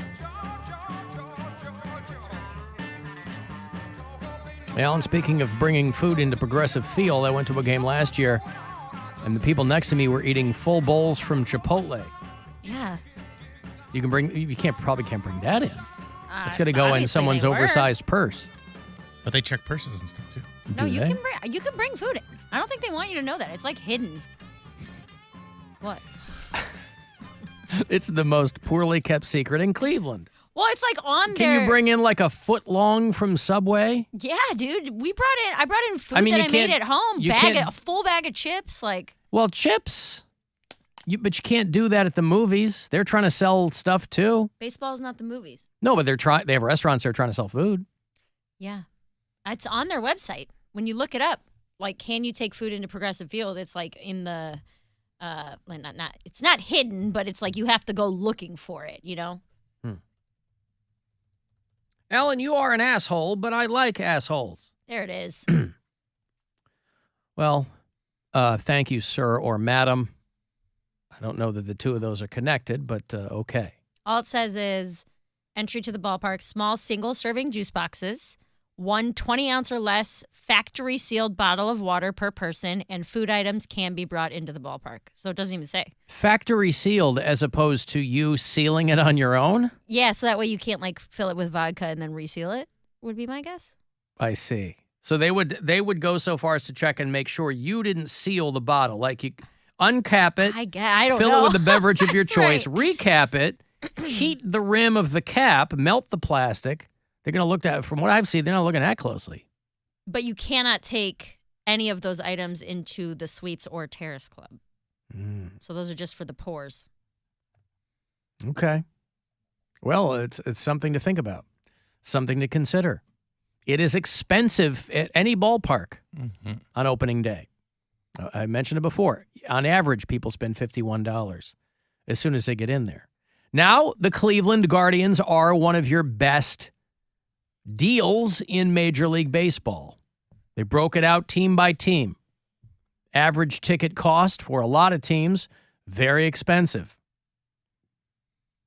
$30 is the average cost of a Cleveland Guardians ticket. Average cost of a Red Sox or Cubs ticket is about $60. You want really cheap tickets, you can be a Miami Marlins fan. They should be selling those for $5. They could do a Finn gets you in promotion with the Marlins. But, and they find out too, a lot of people don't care about baseball.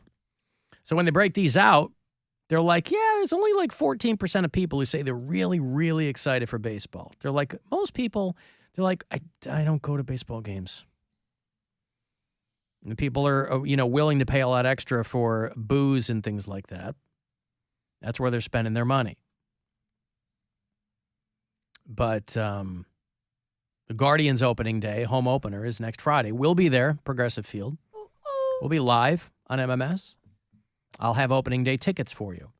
I'll send Poundcake out. I'm going to see if we can find ourselves a wireless microphone and do a little Where's Waldo with a little Poundcake. Ooh, I get to wear a cute little outfit. You didn't say that. But if that helps you. It does. I mean, wouldn't you, if we're going to be out in public, wouldn't you normally wear a cute outfit? I know I'm going to. I'm going to wear a cute outfit. A cute little outfit. Yeah. I don't know. I like looking sporty. So I don't know. It's like cosplay. All right. You wait to see what I'm going to wear. It's going to be my tribute to America.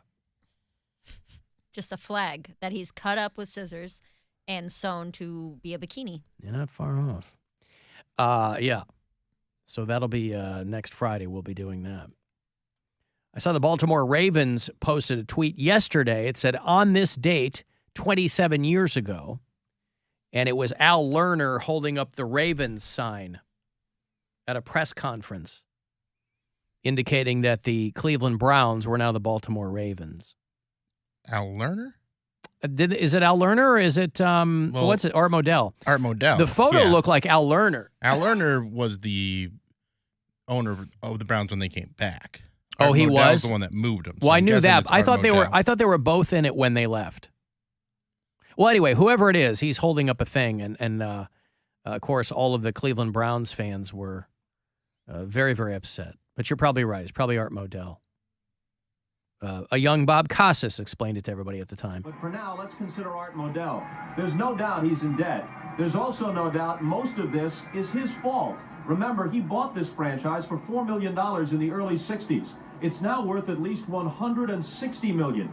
He owned it through all the NFL's boom days of the 70s and 80s. And even in today's changed economic climate, the salary cap is $37 million, while each NFL team is guaranteed $38 million a year from network television alone. That's before they sell a single ticket or bag of peanuts. Who protects the interests of fans if owners can't succeed or claim they can't succeed under circumstances as favorable as that? Those who know Art Modell believe him to be a decent man. Over the years, he has done many good and selfless things for this city.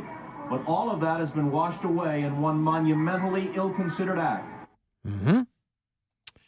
The Colts went to Indianapolis, and Art Modell took the Browns to Baltimore. And then sold the team a few years later, right? He unloaded it. Because he didn't do much better in Baltimore. I mean... No, they won a Super Bowl within a few years of moving to Baltimore. But the team, but he went broke. Well, good. He got this amazing deal from... That's why people were so happy. He went broke with the team in Baltimore. That's why Browns fans were so happy. But I was reading because obviously that was way before my time. I mean, people who were born and raised here know all this mythology and lore, but I was kind of reading up on it, and they were like, oh, it was the hardest thing he ever had to do. He cried when he signed the paper that would move the Browns, which he swore he'd never do. Swore he'd never move the team. But he cried as he signed that paper, committing them to the city of Baltimore. And the rest is, as they say, God, what's the rest of that? Anyway, I'm sure it'll come to me. Mystery. Mystery was what I was trying to think of. Let me introduce you to this guy. This guy is Dutch. And he cannot stop siring children through his sperm donations. And he's being sued now because the government wants him to stop. There's a complaint against a guy who has already fathered 550 children with his sperm. And the Netherlands say, we're going to run the risk of accidental incest. Oh, I didn't even think about that. Well, that's always a concern with people who are very prolific sperm sprayers, because they're like, this guy is a guy named Jonathan Jacob Meyer. who is a serial sperm donor, is looking at legal issues now because they said that that might be an issue they run into. Yeah, I thought that at first when you said this, I thought this was a good thing. I was like, why would he not want to have, like, if he's a sperm donor, don't people want, a good sperm, powerful super sperm to know that, their egg will be fertilized properly? But yeah, but this guy kind of, I'll show you a little bit of him. He kind of strikes me like kind of a dope. He's a musician who lives in Kenya now, and he's facing a civil suit from one of the women who bore his children. Man, that's not fair. They're trying to stop him legally from donating any more sperm because they're worried about inbreeding and psychological distress down the line. Can you do another country? I don't know. Here's one of his videos where he's talking about how awesome raw milk is. Oh. And if you watch it, it becomes pretty apparent here that he might not know how to edit video. Hi, thank you for watching a new video blog.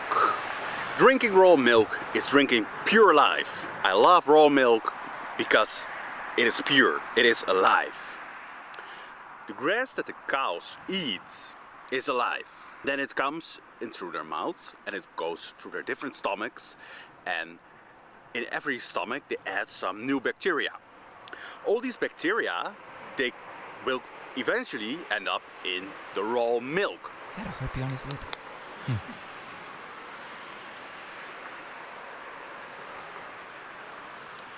So if you drink raw milk... It's like he's going, take two. The raw milk is another one of these dummies who's going to bring us the next global pandemic, drinking raw milk. So this guy with his raw milk channel, or whatever it is, has his sperm has been donated and resulted in over 500 children. Now, I don't know if he could go and donate in another country. I think once word gets around that a country is trying to stop you from procreating, they're going to have to call in NATO or something.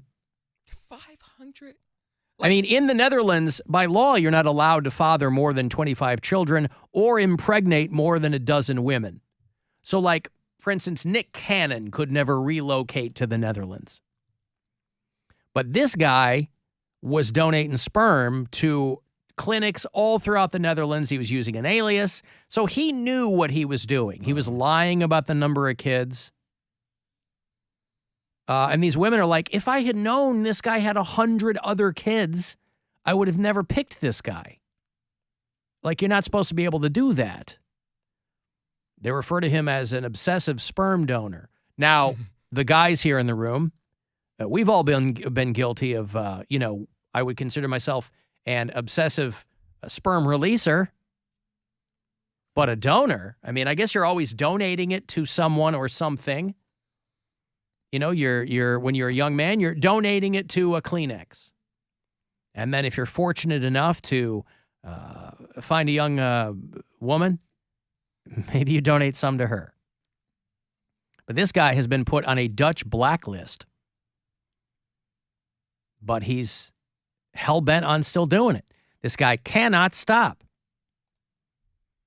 I'll tell you what we need. We need love gun reform. The case of the serial sperm donors, the big write-up in the New York Times. Probably gets off on it. Good pun. Well, yeah, that's why he's lying about it. He's like, that is my seed growing. Yes. Raw milk is life, and my milk is also life. They kept part of me as a pet. Such a sexy accent. King de Flame de Kurgan. Yeah, it's like I think this is probably a guy who probably got turned down by a lot of women. They're like, I'll show you. You will have my seed. You will have my children.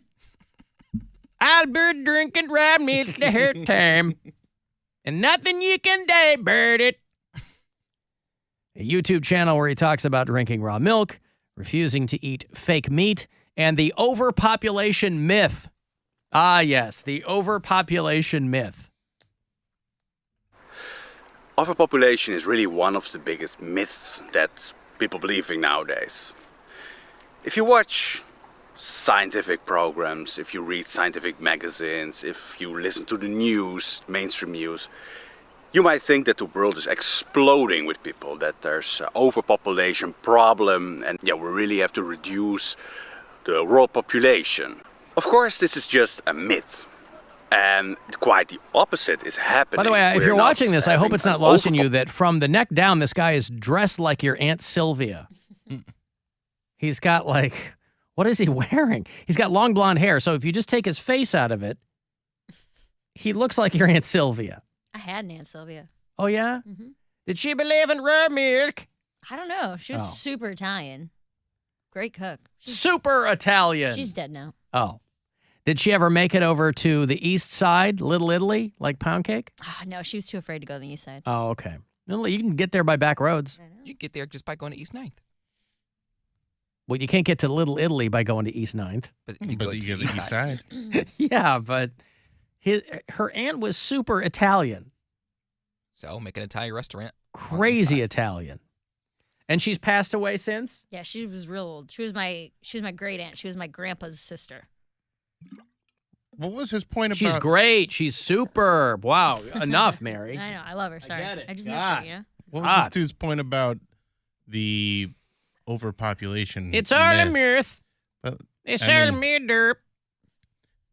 There's, what, is there 8 billion now? Or is there There's going to be 8 billion. There's going to be 8 billion. And then it's going to, I think it's going to top out around 8.8. My oldest daughter, Camilla. And then it's going to start going down. And that's when there's going to be problems because there's not people to fill the jobs that they need. Or continue the propagation of the species. Yeah. I think that's his point. He's like, birth rates are low. But birth rates are different than overpopulation. Right. Overpopulation, the concern there is in relation to resources. Mm-hmm. Now, there are people who say that that's nonsense. They're like, we have plenty. It's how we distribute them. That is probably true. But that's always been the case. That's always been the case. So, again, I don't know that I'm going to watch 12 minutes of Aunt Sylvia here talking about the birth rates. Problem. We have an underpopulation problem. The Underpopulation is what he's saying. Underpopulation. problem is the population is shrinking. Now, of course... See, this guy is trying to offset that. This is in his best interest to put a video out that goes, there's no birth rates are terribly low. Anymore. There's no people, man. I'm out here all by myself. I'm whacking it into a cup. Trying to make people. Trying to help you save chicks the out. World. Yup. People that watch mainstream media say, "Oh, you're crazy. You're just you're crazy. You don't follow the scientists. You know, the scientists know all. They tell you that we have overpopulation problem. It's exploding. The world is exploding. Look at Africa. Well, look at Africa. Also in Africa, the birth rate. I don't know. The word salad. I don't know what this guy's talking about. Everybody's a genius all of a sudden. This guy's a musician. Doesn't mean you can't figure some things out. But listen, if you're out there coming up with aliases so that you can pop off into another cup and have another couple hundred kids, you better have a video out there talking about how the world is underpopulated. I just hope he wasn't stealing names from our video department. I don't think he gets to name them. But well, no, but he could go on and look. Yeah. They're all logged. My name is Robert Blankenscoot. That sounds like a Dutch name. Robert Blankenscoot. Yeah, this guy could be out there pilfering our video department names. What's your name, sir? Corey Crapster. I'm here to donate sperm. Are you sure? You look very, very familiar. I've never been here before. Are you sure, sir? Very distinctive voice. I'm almost... You're the raw milk guy. I don't know what you're talking about. My name's Clark Flambingo. All right, Mr. Flambingo, here's your cup. If you could just go in there and please use the hand sanitizer before you drop your specimen. All right, my name's Plunk Fork Funk. I thought you said it was Corey Crapster. No, I misspoke. Plunk Fork Funk is my name. All right, Mr. Fork Funk. Be harder to pick out of a book if you're one of the prospective mothers looking for a donor. Oh, look at this guy. He's a creative type, and He's attractive. What's his name? Plunk Fork Funk. Next page, please. So anyway, there's some sperm news for you while that guy figures out his next move. I got to take a break here. If you want to get to that Offspring show, their tour is called Let the Bad Times Roll. Bring in Simple Plan and Sum 41 with them to blossom this summer. We'll hook those up coming back. The Alan Cox Show on 100.7 WMMS.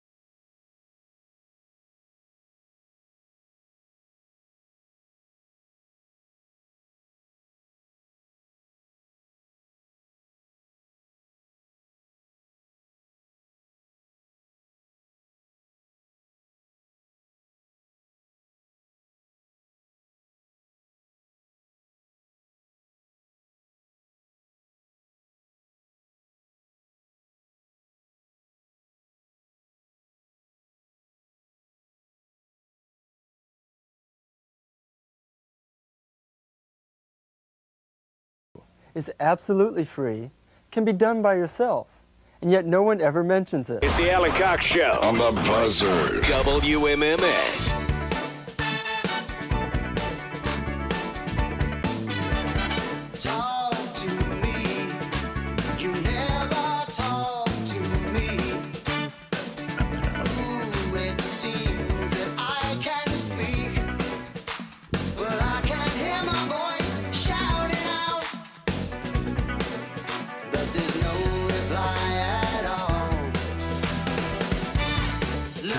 You know what one of my favorite things is, and it happened this morning? When somebody hits reply all and they didn't mean to hit reply all. It's so good. It's so good. As long as electronic mail has been around, you still got people hitting reply all. And sometimes that can be very annoying. But when they just meant to say something borderline inflammatory to one person and they reply to everyone. Oh, it's good. Yeah. That is so, so good. That's a lot of fun. Because then you just kick back and you just watch it all unfold from there. Marcy, could you, because well, we've all been there. So maybe you've even done it. I've never done this. I don't want to jinx myself. I've never hit reply all when I meant to hit reply. And maybe it's a little less dicey these days because depending on what you're using, you can retract those emails. If you catch it quickly enough, a lot of platforms now, they're like, you know, you can suck it right back. But a lot of them you can't. And I saw it unfold in real time this morning. And the first couple of responses are people going, oh, I don't think this is meant for me. Hey, you know, and you can lose track of who it came from, depending on how many people are in the chain. I don't think this is for me. And then the more it goes on, and it eventually will come to somebody going, hey, give me a call. Call my mobile. Or, Marcy, stop. We had I love it. Thread like that going on in my building a while ago, dealing with like the HOA, and then like all these people just like airing all their grievances. But this is to a mailing list of about 60 people. Yeah. And it's between about 3 or 4. So Are these old people who are using email? Yeah, a lot of them. Mm-hmm. And it was just madness for weeks it went on. And then they got rid of that email altogether and got a more professional mailing list to make sure that you can't even reply all if you wanted to. It's like when you find yourself in a text chain and there's a dozen people and I only know 2 of them. Oh, yeah. And it's all phone numbers I don't know. I'm like, how do I get out of this? This isn't even about me. Why am I in this? How do I get out of this? I have a few group chats, but they're very selective ones, and I'm lucky to not be a part of a lot of that stuff. But even my family group chat, which is usually just happy birthdays, there's so many phone numbers in there that are my nieces and nephews. Oh, God, it's too much. They're all growing up now, so they're all, in teenagers and going to college, so they're part of it, but it's just so many numbers. Because I don't know who's who. And spouses. If they're phone numbers I don't have on my phone, like I don't know who's who. So I'm not going to respond to the 2 people I know. Mm-hmm. Hey, Gaylord. Gaylord's out in Wellington. Well, hello, Mr. Cox. Hello, Mr. Squire. And hello, Miss Santora. Hello. And, of course, hello to Cody. Hello. All my friends at WMMS, the greatest radio station ever. Oh, you got that right. I listened to it from the early 70s, and I've loved it ever since. And I'm glad, Alan, that you have started a new deal with the heavy metal program.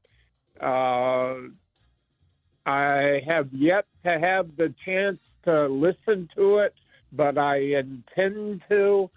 Yeah, we're getting preempted by baseball this Saturday night, Gaylord. So it's not won't be back till next Saturday. Oh, I'm sorry to hear that. Me too. Next Saturday, I will listen to you all. And thank you all for being my friends. I do very much appreciate it.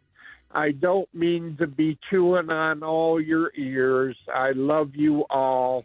Gaylord, can I just say this? You're going to give us big heads around here, Gaylord. Gaylord, we're not your friend. We're your family. It's like the Olive Garden around here. Family. I've adopted you all. That's right. Enough, I think, to be your fathers. There But I'll tell you what, you guys all are wonderful, and thank you for listening to me. I don't mean to take your time, sir. It's okay. Thank you know, you can. Okay. Thank you, Gaylord. I always like hearing from you. There's Gaylord in Wellington. I finally know another Gaylord, Bill. I'll take Gaylord over Dick any day. Bill Squire at the Funny Stop. Get those tomorrow tickets. night and Saturday night in Cuyahoga Falls. BillSquire.com or FunnyStop.com. Let's sell some of these shows out. There you go. The early shows are looking real good. Real good. If you listen to us on iHeartRadio, tell me where you do it. I like to put you on our map, which we have back. We got our bureau chief map back and in the studio, making local management none too happy. But tough. They got bigger things to worry about. They got bigger things to worry about than that. I said tough titty. Tyler in Dry Ridge, Kentucky listens on the iHeartRadio app. Jamie in Hot Springs Village, Arkansas. Pete in Pittsburgh. Brian in Orlando. Andrew in Hammondsport, New York. Lexi is at Fort Bragg. Alicia's up in Ypsilanti, Michigan. Hey, Alan, this is Chris from Binghamton. I just wanted to say I wish Mary would have promoted the Oneana show. I would have went out. I'm pretty close to that area. If she ever comes to Binghamton, because SUNY has a Binghamton College out here, I'd love to go see your show. Yeah, well, are you going to do like a string of SUNYs? No, that's You're not gonna it's do not it's- open to the public either. Yeah, it's a What's college that? show. The college gigs are only for college students. That's Oh, why you- I don't promote them. Oh, they need a student ID? It's not even a student ID thing. It's like that a you're on campus campus, yeah. activity. Like it's not an open to the public. No, but what thing. I'm saying is he could walk onto campus and go see your show. I guess, but it's How could it's he not? even what I'm saying is it's not even promoted that way. Like Right. it's not. There's no tickets on a website or anything. It's like, hey, this is it's an activity for students specifically. No, I understand that. I'm just saying And that they don't want outsiders coming in. Yeah, I don't think Like, they that's don't not want how it. They specifically Well, they tell me don't, yeah. not to promote it. Oh, they do? Yes, Yeah. like you don't list this on your website. like you don't. I see. It's Because like a they- corporate gig. Exactly. Sort of, yeah, yeah. it's like a I private see. gig. Yeah. I was going to say, because this for the public, this would amount to a free show. Mm-hmm. Well, that's why. What's your name? Up there in Binghamton? Hey, Alan, this is Chris from Chris. Binghamton. Chris in Binghamton. That's why. Yeah, college gigs are for the children. You can't. For the children. We're protecting kids Mm-hmm. up there at SUNY Binghamton. Well, now I get it. Yeah. All right. I only have one more college gig booked this year. I have one more in April, and then I'm done. And where is that? That one's in Stevens Point, Wisconsin. Oh, I've told my story about Stevens Point, Wisconsin. Mhm. I'm in Nashville the night before, so a lot of flying from Cleveland to Nashville, Nashville to Stevens Point home. Like 9 different airports. I spent a lot of time at UW Stevens Point in the early 90s, visiting my girlfriend. And it's up there. Yes. And it's I'm flying into Appleton and getting a car. 'Cause Rockin' there's Apple. Nowhere else you can't fly into Stevens Point. No. But it's a fun, I mean, all those UWs are fun. Stevens Point's fun. Yeah, it'll be It's a good time. It'll be good. I mean, it's a my girlfriend at the time she went to that school because it's a big school for people who want to be Alan Cox's girlfriend? No, it's not that. She became like a park ranger or something, or for like natural resources courses of study. That's what I think they used to be. I don't know if they're still known for that, but she went to be like a water conservationist, or I don't know what. There's some granola stuff that she still does to this day. And, well, you'll have fun up there. Make sure that you do a lot of nature. You got any nature material? I don't. You got any chipmunk jokes? I can write some. You got tree puns? I can try. You got any funnies about air? No. Not that one. I refuse. You got a 15-minute hunk on water conservation? Mm-hmm. I do, actually. All right. I'll tell you what. It's going to go over like gangbusters at UW Stevens Point. Want to hear a chipmunk joke I just wrote right now? Yup. Why did the chipmunk go to the dentist? Don't know. Had acorn stuck in his teeth. You want the gig? I'll give you the gig. Yeah, give me all the money, too. No. Well, I'm not going to do the gig if you're not giving me the money. I have a 98% booking fee. No, I'm not going to take it. Well, then you're stupid. I ask questions. What's the 98% booking fee? What does that mean? That I take 98% of the money. Dude, that's awesome. No, she's... No, if I gave it to Bill. I don't take 98% of the money. I only get 80%. He's like, that's great. No, my agent takes 20%. Still, that's pretty good, right? That's normal. 15. Oh, maybe I think agents aren't supposed to take what, 15%? 10, I mean, 15, it depends on for college gigs. I think that's pretty standard. Yes, because she's not doing anything else, and I don't have a manager. Usually, when you get signed to like an agency, she's just a college agent. When you get signed to like an entertainment agent, you also come with a manager. So your manager takes 10%, your agent takes 10%, the company takes whatever they take 5%. So that sucks. So then it's Well, that's why you got to be making a lot of money for those to be worth it. Or for them to even want you. Yeah. Right. But it's so worth it. Yeah. When you have representation, it's just the best. We're all hoping for. The best. I got the first cut of my special today. Are you happy with it? Yeah, it looks really good. It's fun. I mean, the audio is already out. Nothing Matters, anywhere you can stream comedy or music. But to see the video of it, because there's quite a bit of crowd work in there, and the video just hits in a completely different way. So I'm kind of going through it, and it's going to come out, I think, next week. I'm pretty sure next Saturday, the 8th. So once I send it back to them, then it's like pretty much a go. And then where does it go? YouTube. I see. Helium Comedy Studios is going to go to their YouTube channel. But I'll talk more about that next week. But yeah, it was as far as getting an agent or anything goes, where I'm like, hey, every time I release something, I'm like, maybe this will be the big thing that moves the needle, and then it doesn't. Like, damn, But maybe this will. You never know. What would constitute the big thing? Anything catching on. You know what I mean? And the end result of that would be, you hope, would be what? Then you getting can, representation or start touring or selling tickets. Selling tickets. I think that's the main thing, is once you're selling tickets, that's when you're But I mean, kicking we're ass. talking about agencies. Yeah. So I'm like, if someone from an agency sees this and is like, hey, I like her, I see her as an up-and-comer, I'd like to sign her, then that can help me get bigger gigs or more money or whatever, Long as they're not spelling it CUMMER, because that's a whole other thing. Do not sign with that. That's Mary Santorian. Company. Somebody told me you had some new pics on WikiFeed. Is that true?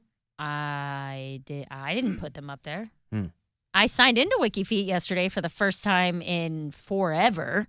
So they might have seen me sign in and it said I was active 24 hours ago, but I didn't put anything new up. Okay. But you know what's funny is that I have a bit on my new album called Nothing Matters, available everywhere. That everywhere? I can walk across the street and get it? Yeah, you can. I can get it as next long as you door have at Wi-Fi. CVS? Yeah, you sure can. I have a bit about selling feet pics, and I also posted a clip of it that's got almost 100,000 views on Instagram right now, and I talk about the email in it, so I've been getting hit up more as people find the album, which is kind of funny to me. Mostly people just be like, is this a real email? I heard your album. Oh, like, yeah, you mentioned the actual email address in your set. Yes. Boy, that's pretty slick. Yeah. They call that SpawnCon. You like that? So, a little side hustle within the special. Yes. Alan, Brian Regan comes up here to Binghamton every so often. Mary should be opening for him. I would love to. I have before. He's got his set openers that he takes with him, but I'd be going up there to Binghamton with him. Go to Binghamton. The length some people go through to not work amazes me. I also worked in a toy store, putting together bicycles, and my coworker came up to me one day and he said, I found a place where we can go hide where we don't have to put together bicycles. What's going to happen later when no bicycles are put together? He's like, I don't know, we'll figure that out later. So I said, okay. So I followed him. There's a rack of bikes in the back of the toy store, and behind that was a wall, and we're walking between the bikes and the wall. Gets worse.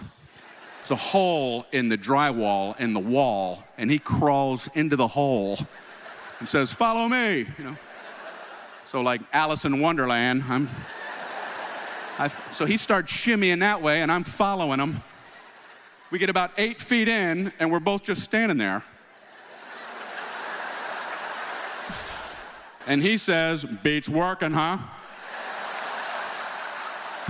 Kind of a toss-up. I didn't know that was a bit. He did that on Comedians in Cars Getting Coffee. The very first time he was on Comedians in Cars Getting Coffee, like 10 years ago. That story, yeah. I didn't know that was one of his bits. I think he turned it into a bit. I thought they were having a genuine conversation. I thought that they were just randomly coming up with ideas and anecdotes. I don't know about that. Alan, I don't enjoy laughing at those types of jokes that Bill just told, but I laughed against my will. That's the best kind of laughter. Laughing against your will. They don't want to laugh. And you make them. Next album, laughing against your bill. All laughter is involuntary.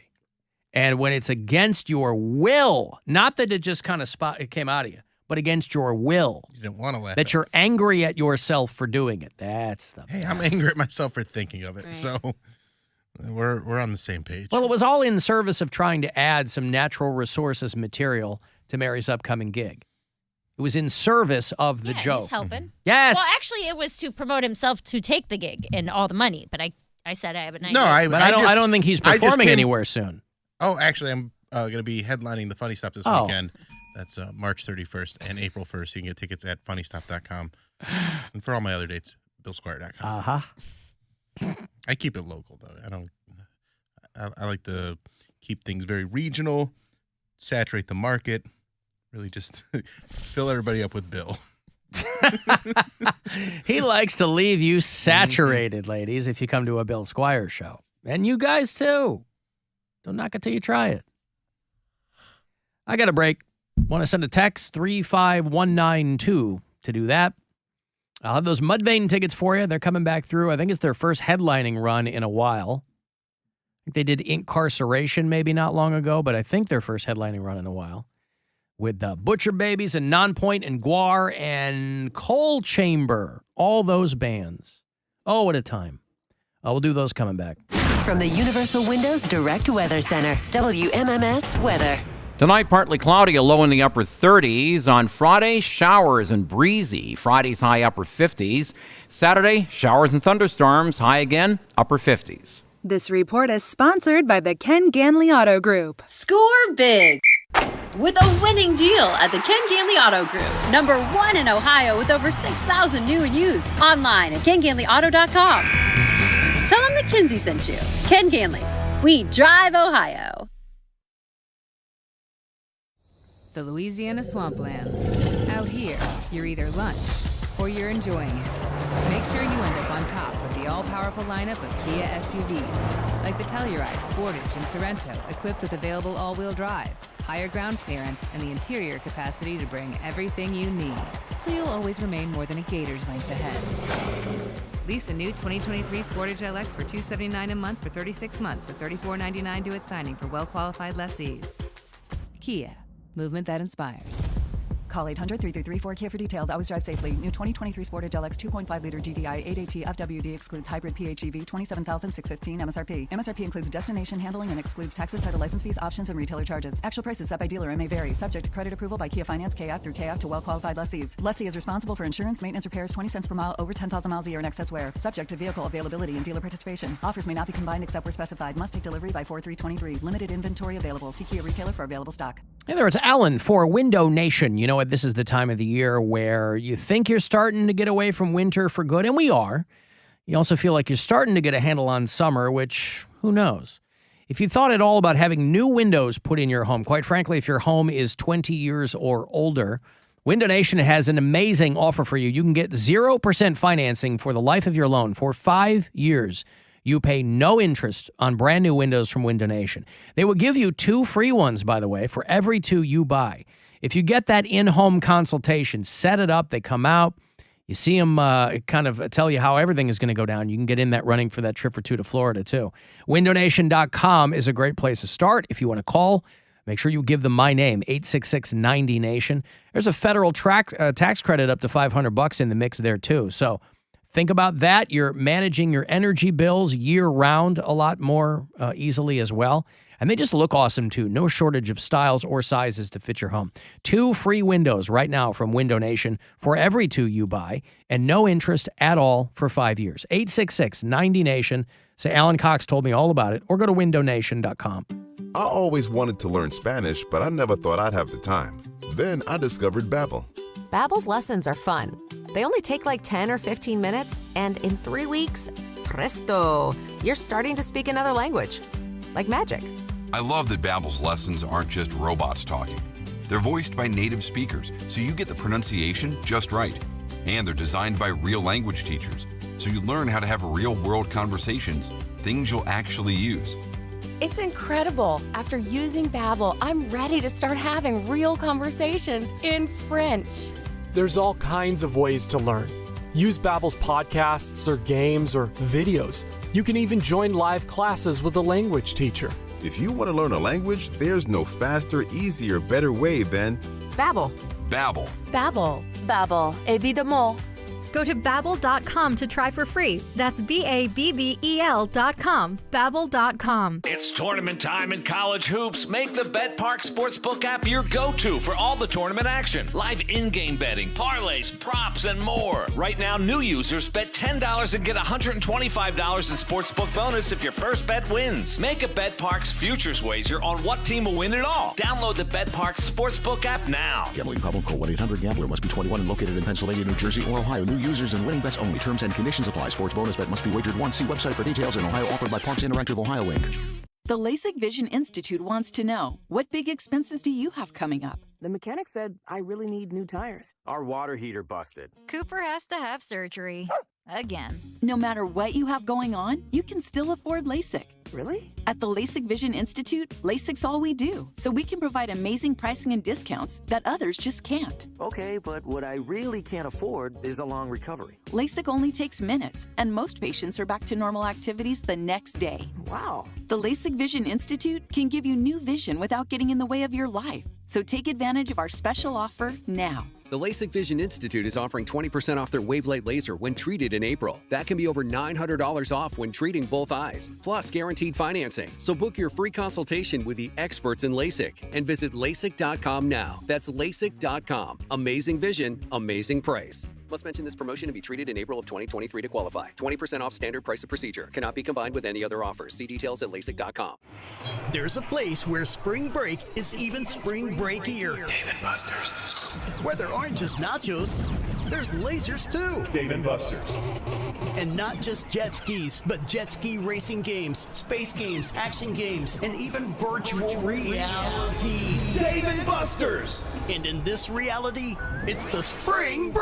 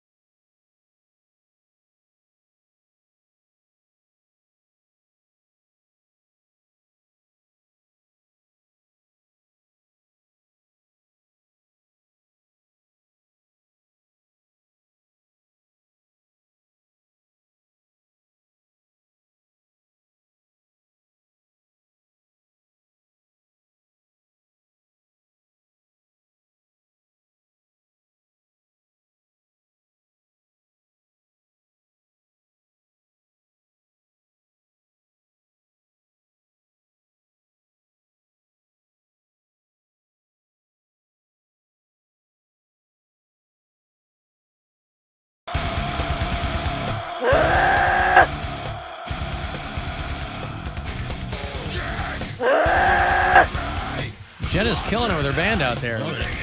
Feral cats. She left me a bunch more of those today. They all sound exactly alike. Same timbre, same length, same tone. Yep, another one today. Bunch of them. If she's not ranting about how she wishes she was queer, she's growling into the phone, leaving me the voicemails. No. Not sure what's got her so upset, but I hope that she's okay. I hope that's not... everybody's on pins and needles after something like what happened in Nashville. Because as all of the information, and the initial... I guess shock is still an appropriate word. As frequently as it happens, there is still initial shock. People's lives have been upended and a community has been, broken and blah, blah, blah. But everybody on pins and needles because as information trickles out on the people who commit these crimes, there are more pieces to the puzzle. And I was reading a thing today, and it was basically like, well, the shooter's super religious parents just couldn't accept her. Just like Christ would have done.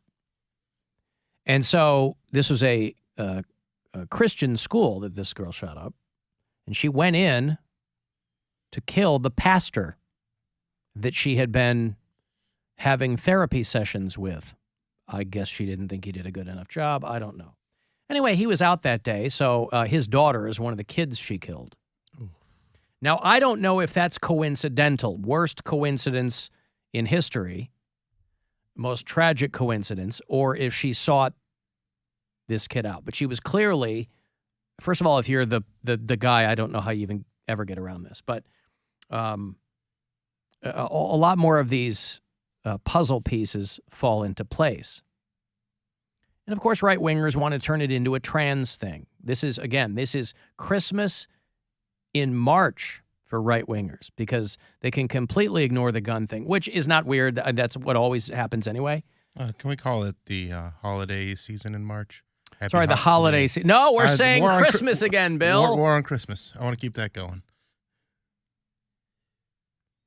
And there is no law in Tennessee to take guns from violent people, by the way. So, again, as more and more of that information comes forward, she had been really, really upset over a friend who had died.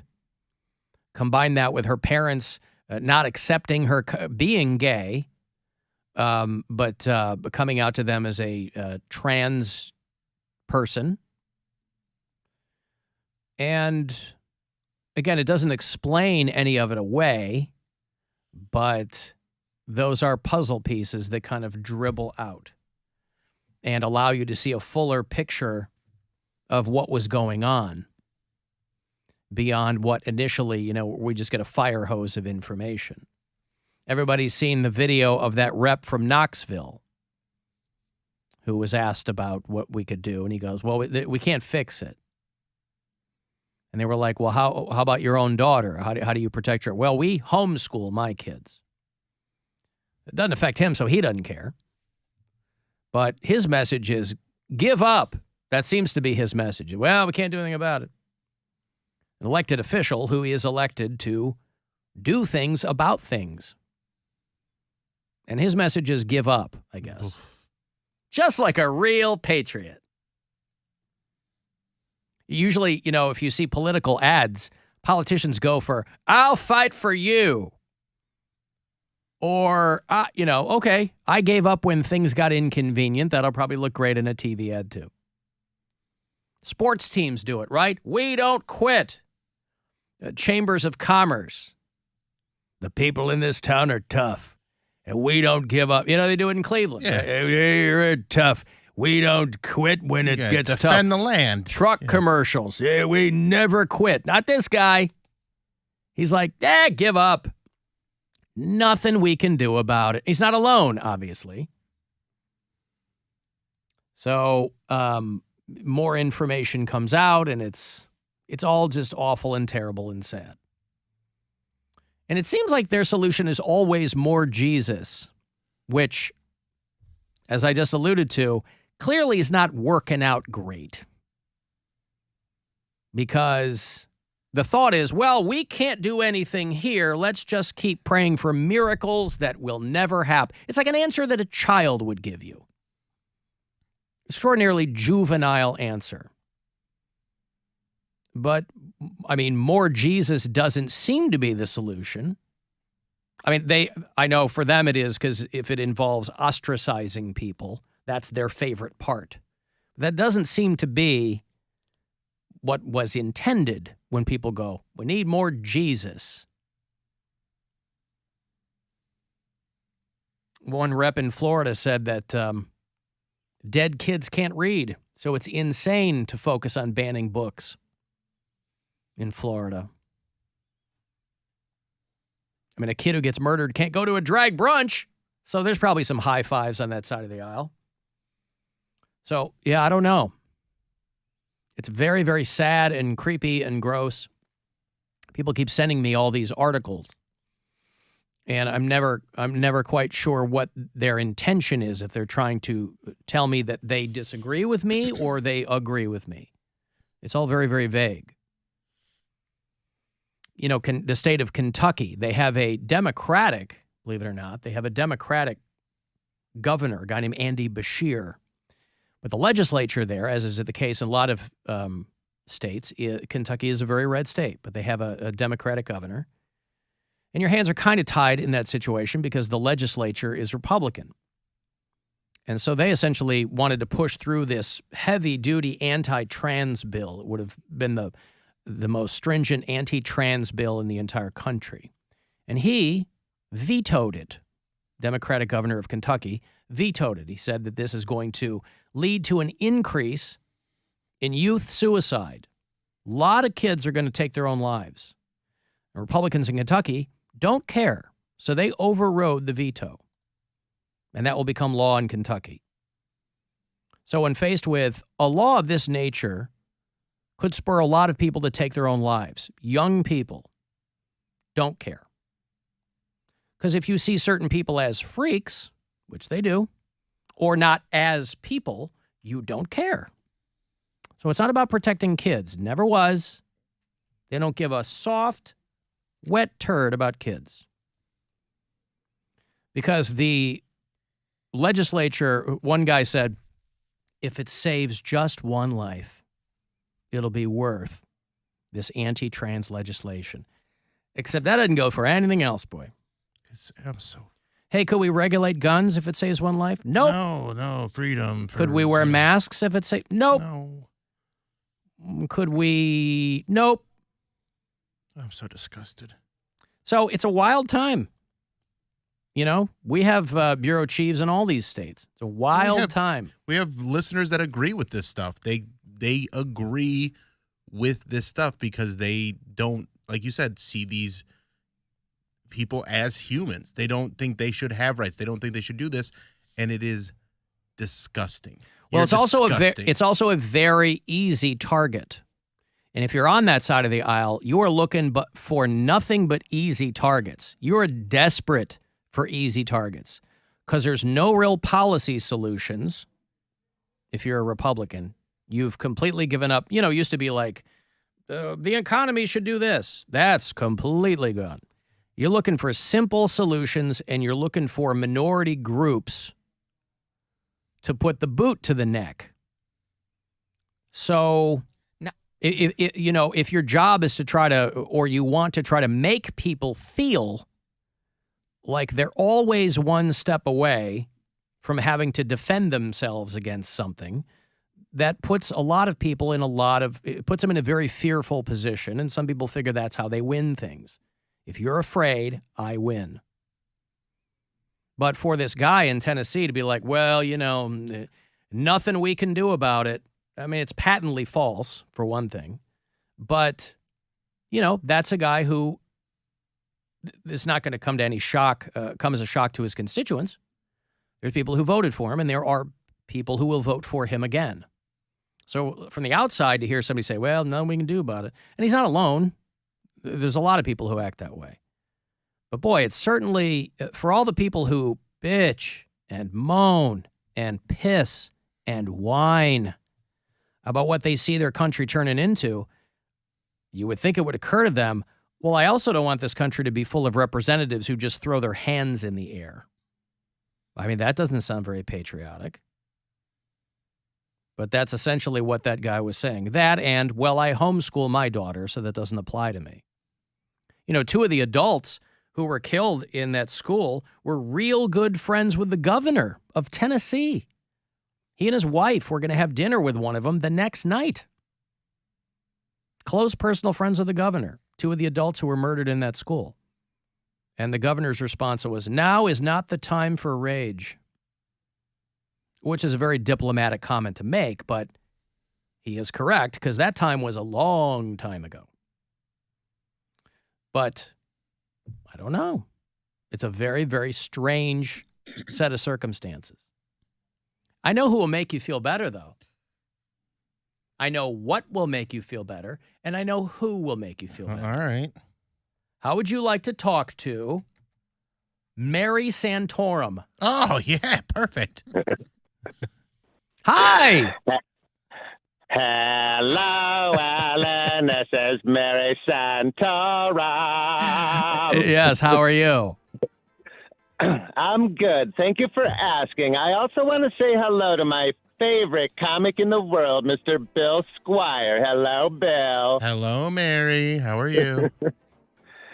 Well, Bill, I'm really excited because this weekend I will be attending one of your shows at the Funny Stop. Oh, that's great. Wow. I love when you come out. Did his own ding, too, I think. Sorry, her. Yes, she I'm did really her own ding. Yeah. Sorry. Yep, I did my own ding. Bill, I'm really looking forward to it. Quick question. Yeah. To your knowledge, do you know of anyone that has a Bill Squire Bam Bam tattoo on the right bicep? I don't think anybody does. Well, now you do, Bill. You got a Bam Bam I can't tattoo. wait to show you my new tattoo. I can't wait to see it. Can I post a picture of it? Oh, absolutely. I sent Alan a picture, actually. He can send it to you. Okay. I can't wait to see it. Did you send it to me? Yep. Absolutely. Alan, as you know, I do a lot of stand-up with my comedic troupe, the Bombers, okay? Yeah. But this weekend, we're doing a show at an Indian reservation, and they want to pay with wampum, Alan. Wampum. How much wampum do they? I didn't even know there's a thing. How much wampum do they want to pay? Well, the chief offered us £100 after I explained that we charge $250 for the first 20 minutes, and then everything after that is negotiable. Negotiable? What are you, Poundcake? Negotiable. Jesus. Well, maybe just stick to currency, regular American currency. That's a good tattoo. Alan sent that over. That looks real good. There it is. It's very photorealistic is what they call that. Awesome. Thank you. Alan, I want to give a quick shout out to the newest member of the Bombers. She is a very funny one-legged comic from Bethany, North Carolina, and her name is Eileen Ulick. From Bethany, North Carolina, you say? Yes. Wow. Alan. Yeah. Fun fact, her husband Dick was once part of Second City. Dick you lick. Okay, you got it. Uh-huh. Alan, thank you for taking my call and letting me perform my craft. You know I appreciate it. And Bill, just so you recognize me this weekend, I shaved my mustache and grew a beard. Oh, okay. Thank you, Mary. Always good to hear from you. There's Mary Santorum, who, boy, when she graces us with her presence, there's nothing else like it. But again, I've said this before, and it's worth repeating. I don't think that Mary Santora has anything to worry about. No, I'm all right. First couple of times Mary Santorum called in, I was like, whoop, there's another killer on the scene. But I don't think you've got anything to worry about. I'm confident in my job security. Take that, SUNY Binghamton. Yeah. Maybe the Bombers will come play for you. Maybe the Bombers will come play. But that tattoo looks quite expensive. Yeah. A lot of I wonder how many hours she sat for that. Lots of work. Well, there you go. I feel like I might have oversold it a little. I don't know that we feel better after Mary Santorum's call. I feel good. All right, that's good. That was a little palate cleanser. Yeah, nice. that's all we can ask for. Yeah. That's right. Alan, it's not disgusting. It's stupid that people think they can just be whatever they want to be these days. It's the whole slogan of the Army. That's also a great encapsulation of why, and I'm not quite sure why people get so red-faced over someone else's life. Mm-hmm.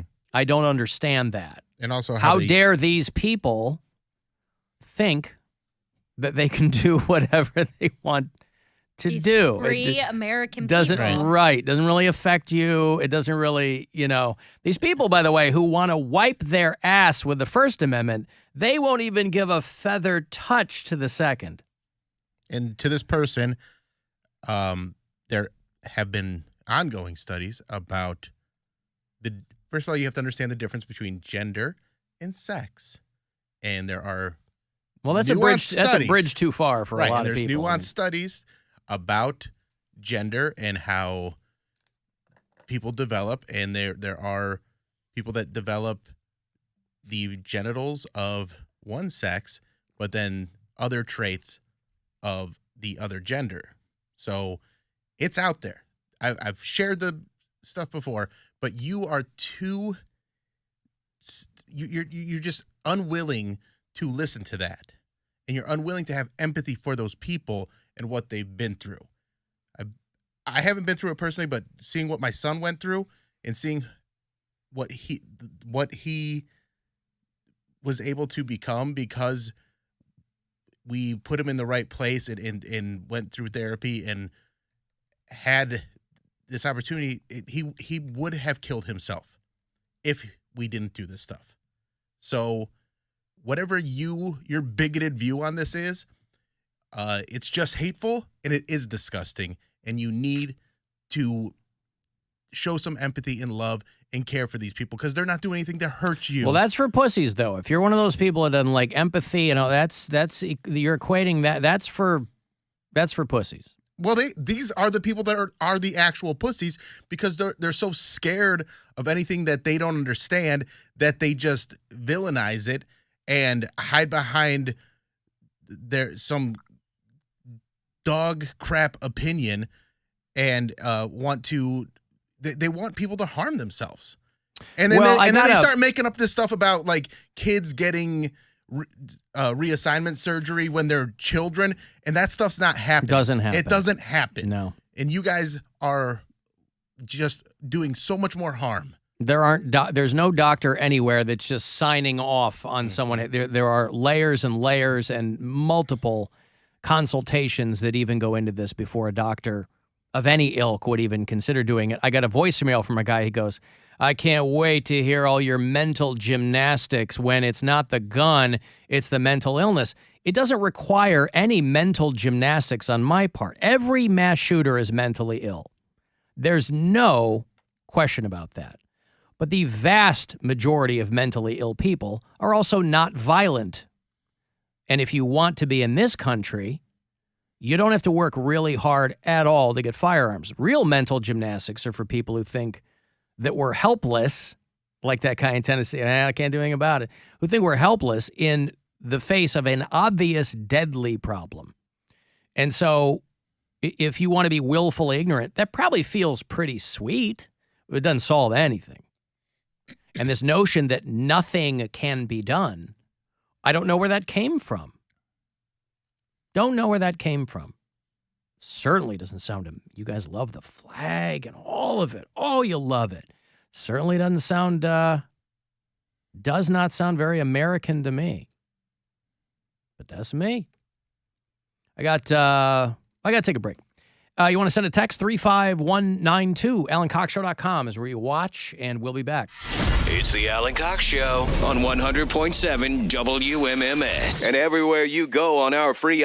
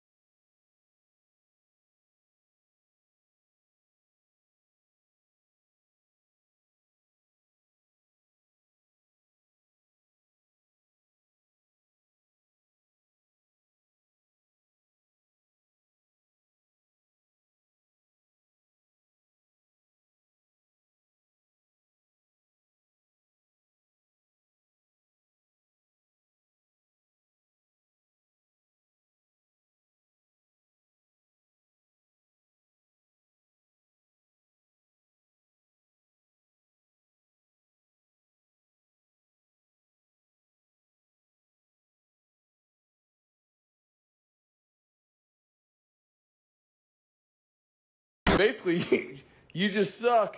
I'll be honest with you. 216-578-1007 or 1-800-348-1007.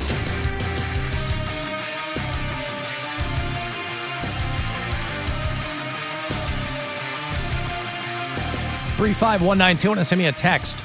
AlanCoxShow.com. For all the other stuff.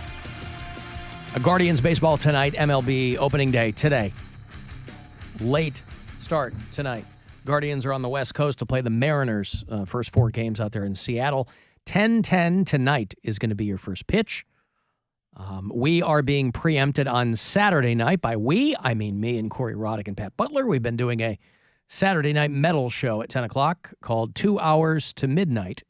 And because of the lateness of the Guardians game, it'll be a 9:40 first pitch on this Saturday. So we'll be preempted and we'll return in all of our metal glory next Saturday night. You can find all of the week's playlists, by the way, if you're not able to listen live. You can go to WMMS.com, just hit the on-air section there, or go to the 2 Hours to Midnight Facebook page. And if you're a local band, you can always submit. If there's just something you want us to play, you can submit to htm@WMMS.com. Hey, Jane, hello. Hi. Hi. I have 2 points I want to make. Bill, as a parent of a trans child, you are woefully not up to date on what actually is happening. Gender affirming care is the approach that most of them take. You do not have to have multiple appointments. You do not have to have all the psychiatric things done. It's called affirmation, meaning if a child says they're trans, they're trans. Yeah, I know. Google it. Wait. Second point. I'm sorry to tell you this, but they do surgery on children. They do bottom surgery. They do top surgery on both boys and girls. Google it. Someone literally just sued the hospital like a month ago because she was an underage child, and they pushed her through and did surgery on her. So you're woefully uninformed on that. Jane, what do you mean by children? What do you mean by children, Anybody Jane? under 18. Anyone under 18. So this thought that they do not perform a gender reassignment surgery on children is not true. There have been children as young as 13 this has been done to. You know what? They perform a double mastectomy on a girl and call it top surgery. Look it up. Please Google it. I can't. I'm Googling it right now, and I'm not seeing any results of this actually happening. No, you're wrong. Put in trans. It was a girl who was a trans boy who has since detransitioned, is suing for this. There's no way you're not finding this result. If you want me to, I'll email you the information. Please do. I'm Jane, not lying. Jane, how old is she? How old is she now? I don't, you know what? I can't remember if she's 18 now, but it happened all when she was a child. Second of all. So what you're saying is that, wait. What you're saying is that 5 years ago, when she was 13 years old, was it done with parental? I believe she was 13. Was it done with parental consent? Yes, it was done with parental consent, but you know as well as I know that studies prove, and listen, an adult doesn't fully form their brain until like 25. That's been debunked. It's all Jane. Hey, Jane. Wait a second. I'm trying to get in here. That's not that 25 thing is just made up. That's not. That's something that's been debunked. Okay. Second of all, you're 13. Jane, are you trying to Jane? Are you saying that parents, because what's at issue in a lot of these states is that they're saying we're protecting the kids and parents should be able to make their own decisions. You're saying, Jane, listen to me now. I listen to you. Listen to me. Are parents, if they give parental consent, is that their right? No. So parents should not be able to make these. Who should make the decisions? Jane, who should make the decisions for their children? Speak for a minute. Do you know that most parents are pushed into agreeing to it because they are told that their children will kill themselves? And what do you mean most parents? You guys need to research. I've researched. Jane, I've done all the research. I have a trans child. Jane, what do you mean? Jane, what do you mean by most parents? Listen to this. Okay, thank you, Jane. If you're going to if you're going to tell Bill Squire that he didn't do any research or investigation when his child said, "I'm in the wrong body," I sat in. Most parents is a very vague. So what Jane is saying is, because you keep moving the chains on this, parents should not be able to decide for their kids. It's not up to the parent. I don't know who it should be up to because I couldn't get a word in edgewise with Jane. Because a lot of these people are saying the parents should be able, and then you go, okay, well, what if parents think that that's the best move? Nope. I mean, in most cases, and there's always going to be outliers. Of course. But there's not gender reassignment surgery on minors. No, there's not this It's wave not of 13-year-olds that are getting top surgery. It's just not happening. I think what she was saying was... I don't know what the hell she was saying. Well, I think I got to be able to talk. A conversation is back and forth. She was saying that parents are like shamed into it. Like, I can't believe you won't support your transgender son or daughter. Well, then buck up, homie. Well, I'm just saying. Like, You're not going to advocate for your kid? Well, I'm shamed into it by a doctor. But Yeah, you're right. That's probably what she was saying. I'm not talking about from a doctor. But that's got nothing to do with trans rights issues. But most parents, if a kid comes up to them saying, like, this is how I'm feeling, and if you don't do this for me, I'm going to kill myself. Most parents want to protect their child. They want to take action, so they want to do everything they can to make sure their child feels like themselves. Correct, Right. but they're purporting this notion that if that conversation happens, you make an appointment with your doctor and walk right in and they chop your breasts off. But no, and that's not what's happening. Some people would say, oh, well, I will put my child into therapy, but the public would shame them saying like, oh, well, clearly this child's trans. I can't believe you won't support your trans son. What public is shaming people? The public is shaming people? There are all kinds of people who go through therapy, and some kids come to the conclusion that that's not what they want to do. They start out there, and yeah, you do, and Jane alluded to it, you do have some people who detransition. Mm-hmm. And boy, the right wing loves them. Loves them.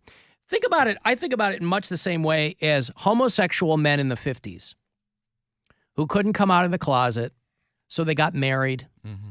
Either because of social mores or their religion, their church, whatever, got married, had kids. These were men who could not, and women too, lesbian women, who could not live the way they wanted to live. And then, when the culture and catches up to kind of where then they come out when they're 75 or whatever. So yeah, they got to tell their kids, they finally have a few good years left at the end when they can be 80 and out. So, yes, there are tons of different situations with people. But this notion that it is trying to grab front page headlines on foxnews.com that kids, like there's a drive-through for gender reassignment surgery somewhere. Right. It's not the case. My only gripe with transgenders is when they transition to male and they're hotter than me.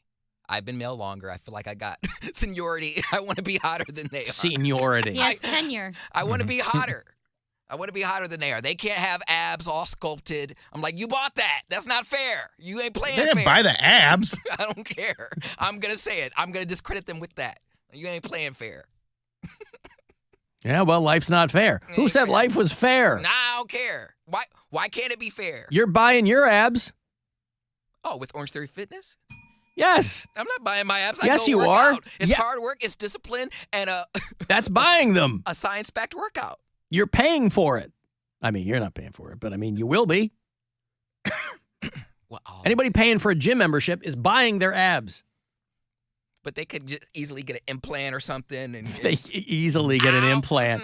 And nothing easier than ab implants. I would just like to correct you on one thing, Alan. You said Go that ahead. people go to therapy all the time and keep it in their family and don't talk about it in, like Cody said, in society. And that's not how therapy works. If you're not going to therapy and crying about it on your Instagram story, it doesn't count.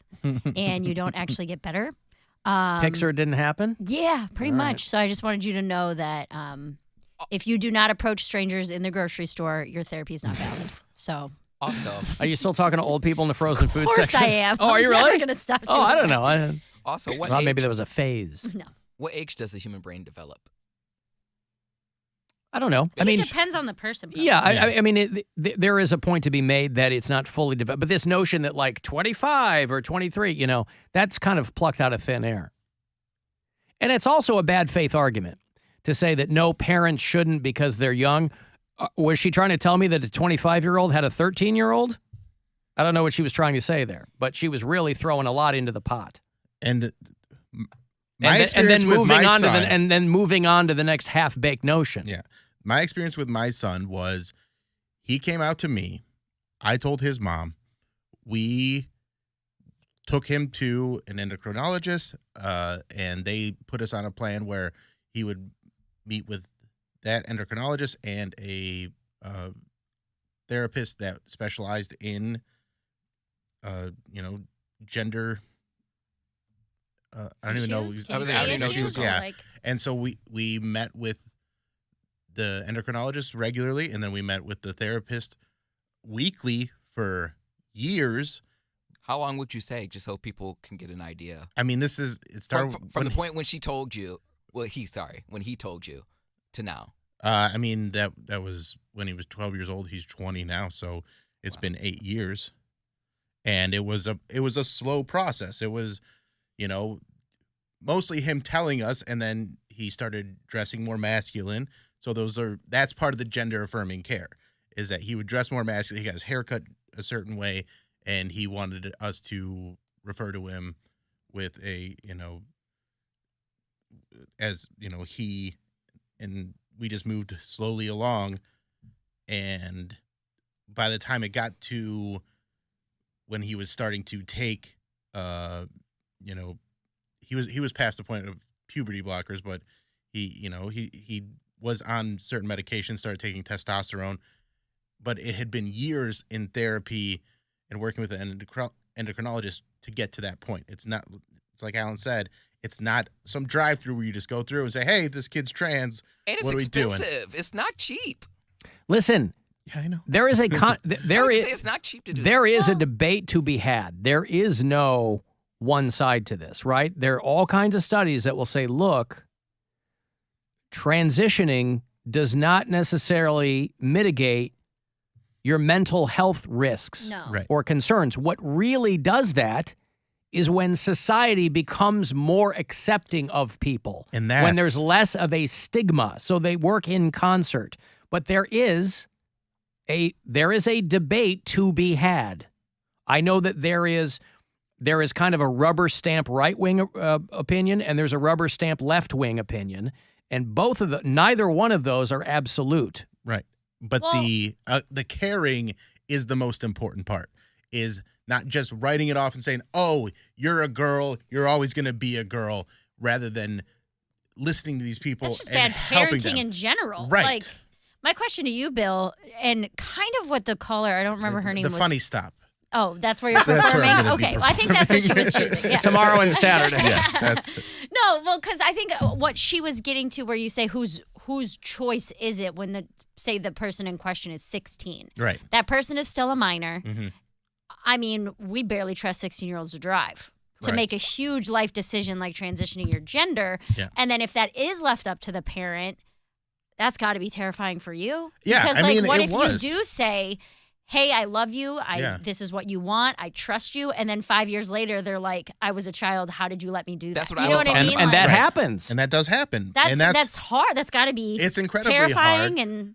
And But it's one of those things where it's up to each person. And so Jace did end up getting top surgery a couple years ago.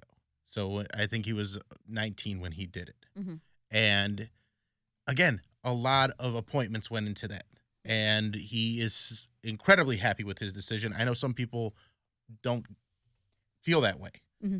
But from our experience, he was very happy with it, and it was the right decision.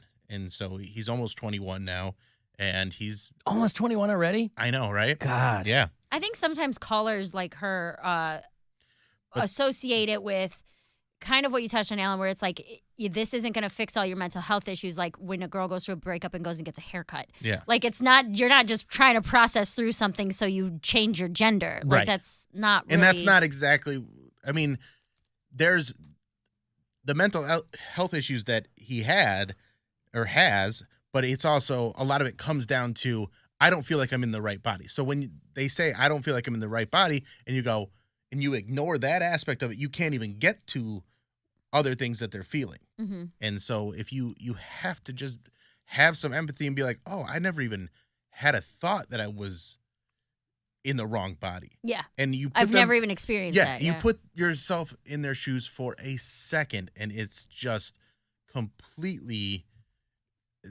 mind-boggling to like, I can't fathom that feeling, but he has had it his entire life. Yeah. And it's putting it into words and being able to feel loved and go through that process with support was the most important part. And there's so many people that don't want to do that with people. They just want to write things off and use all these different examples of how it's going too far and this and that. There are probably examples like that where it's gone too far, or it's been taken place too hastily. I don't know about that, but what I do know is that you can approach the subject with care and with love rather than try and write it off as these people don't exist and don't deserve to have their feelings verified. Hey, Cody. Yeah. What's up? Hey, what's up? First time calling. Get off speakerphone, Cody. Hey, are you on speakerphone? No. Okay. Let me just put them in my car. Cody, hello. Yes. I was just curious. Like, I agree with. I'm more conservative, I guess you could say. I lean more towards that way. Yep. I am a Trump supporter. But I'm curious, like, because my girlfriend's son, we've been together 14 years. He came out to me. Same thing with Bill. You know, he's not. I wouldn't say he's trans. He doesn't call himself, a female or anything like that.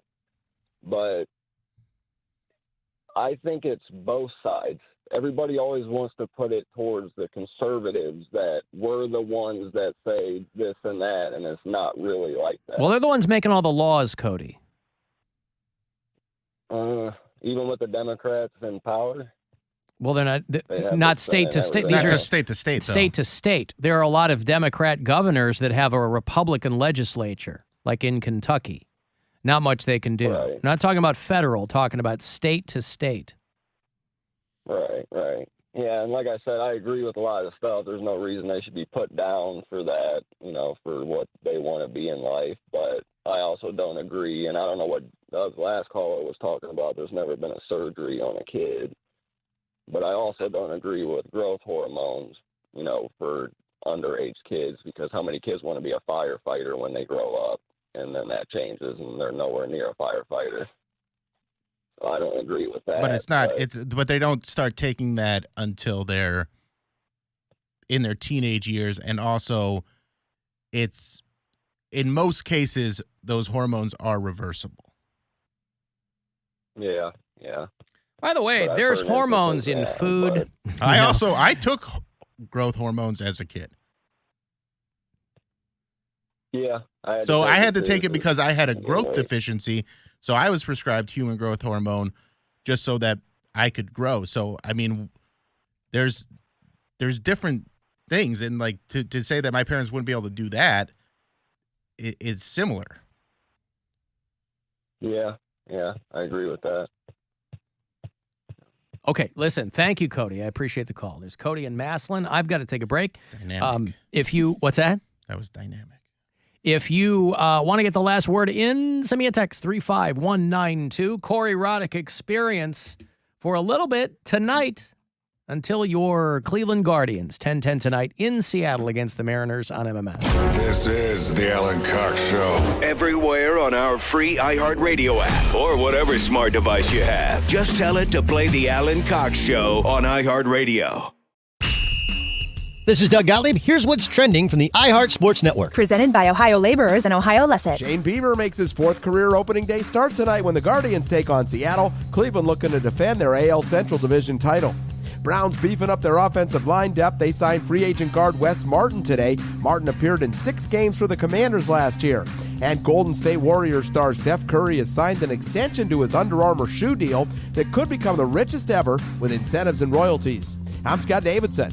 New projects, new opportunities.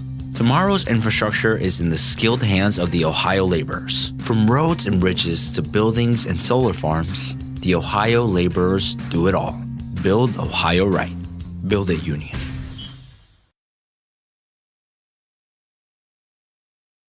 When your legacy is as long as ours, expectations are higher. That's why for Spitzer's 119th anniversary, we're putting out a celebration like no other, with family pricing on our entire lineup, all available for just $119 down or $119 a month. Backed by the Spitzer Shield, featuring a lifetime warranty, bumper-to-bumper protection on select vehicles, and now first-year complimentary maintenance at Spitzer Auto World. All offers with approved credit. Call 330-306-9567 for complete details. Offers expire March 31st, 2023. Hey, it's Alan. The tournament is still going on. It's not all baseball yet. No better place to get in on all the action, however, than FanDuel, America's #1 sportsbook, because right now FanDuel is giving new customers a no-sweat first bet up to $1,000. That's up to $1,000 back in bonus bets if your first bet doesn't win. If you are new to FanDuel, use my name to sign up, FanDuel.com/Cox. Sign up, claim your no-sweat first bet. Then you can wager on everything. You can do straight money line. You can guess which team is going to win it all on an app that's safe and secure and super easy to use. So don't miss your shot at the no-sweat first bet, up to $1,000 when you join FanDuel today. Go to FanDuel.com/Cox to sign up and make every moment more with FanDuel. 21 and over and present in Ohio. First online real money wager. Only $10 deposit required. Refund issued as non-withdrawable bonus bets that expire in 14 days. Restrictions apply. See full terms at FanDuel.com/sportsbook. Gambling problem? Call 1-800-GAMBLER. Mr. Clean, Mr. Clean. Of course I use Mr. Clean.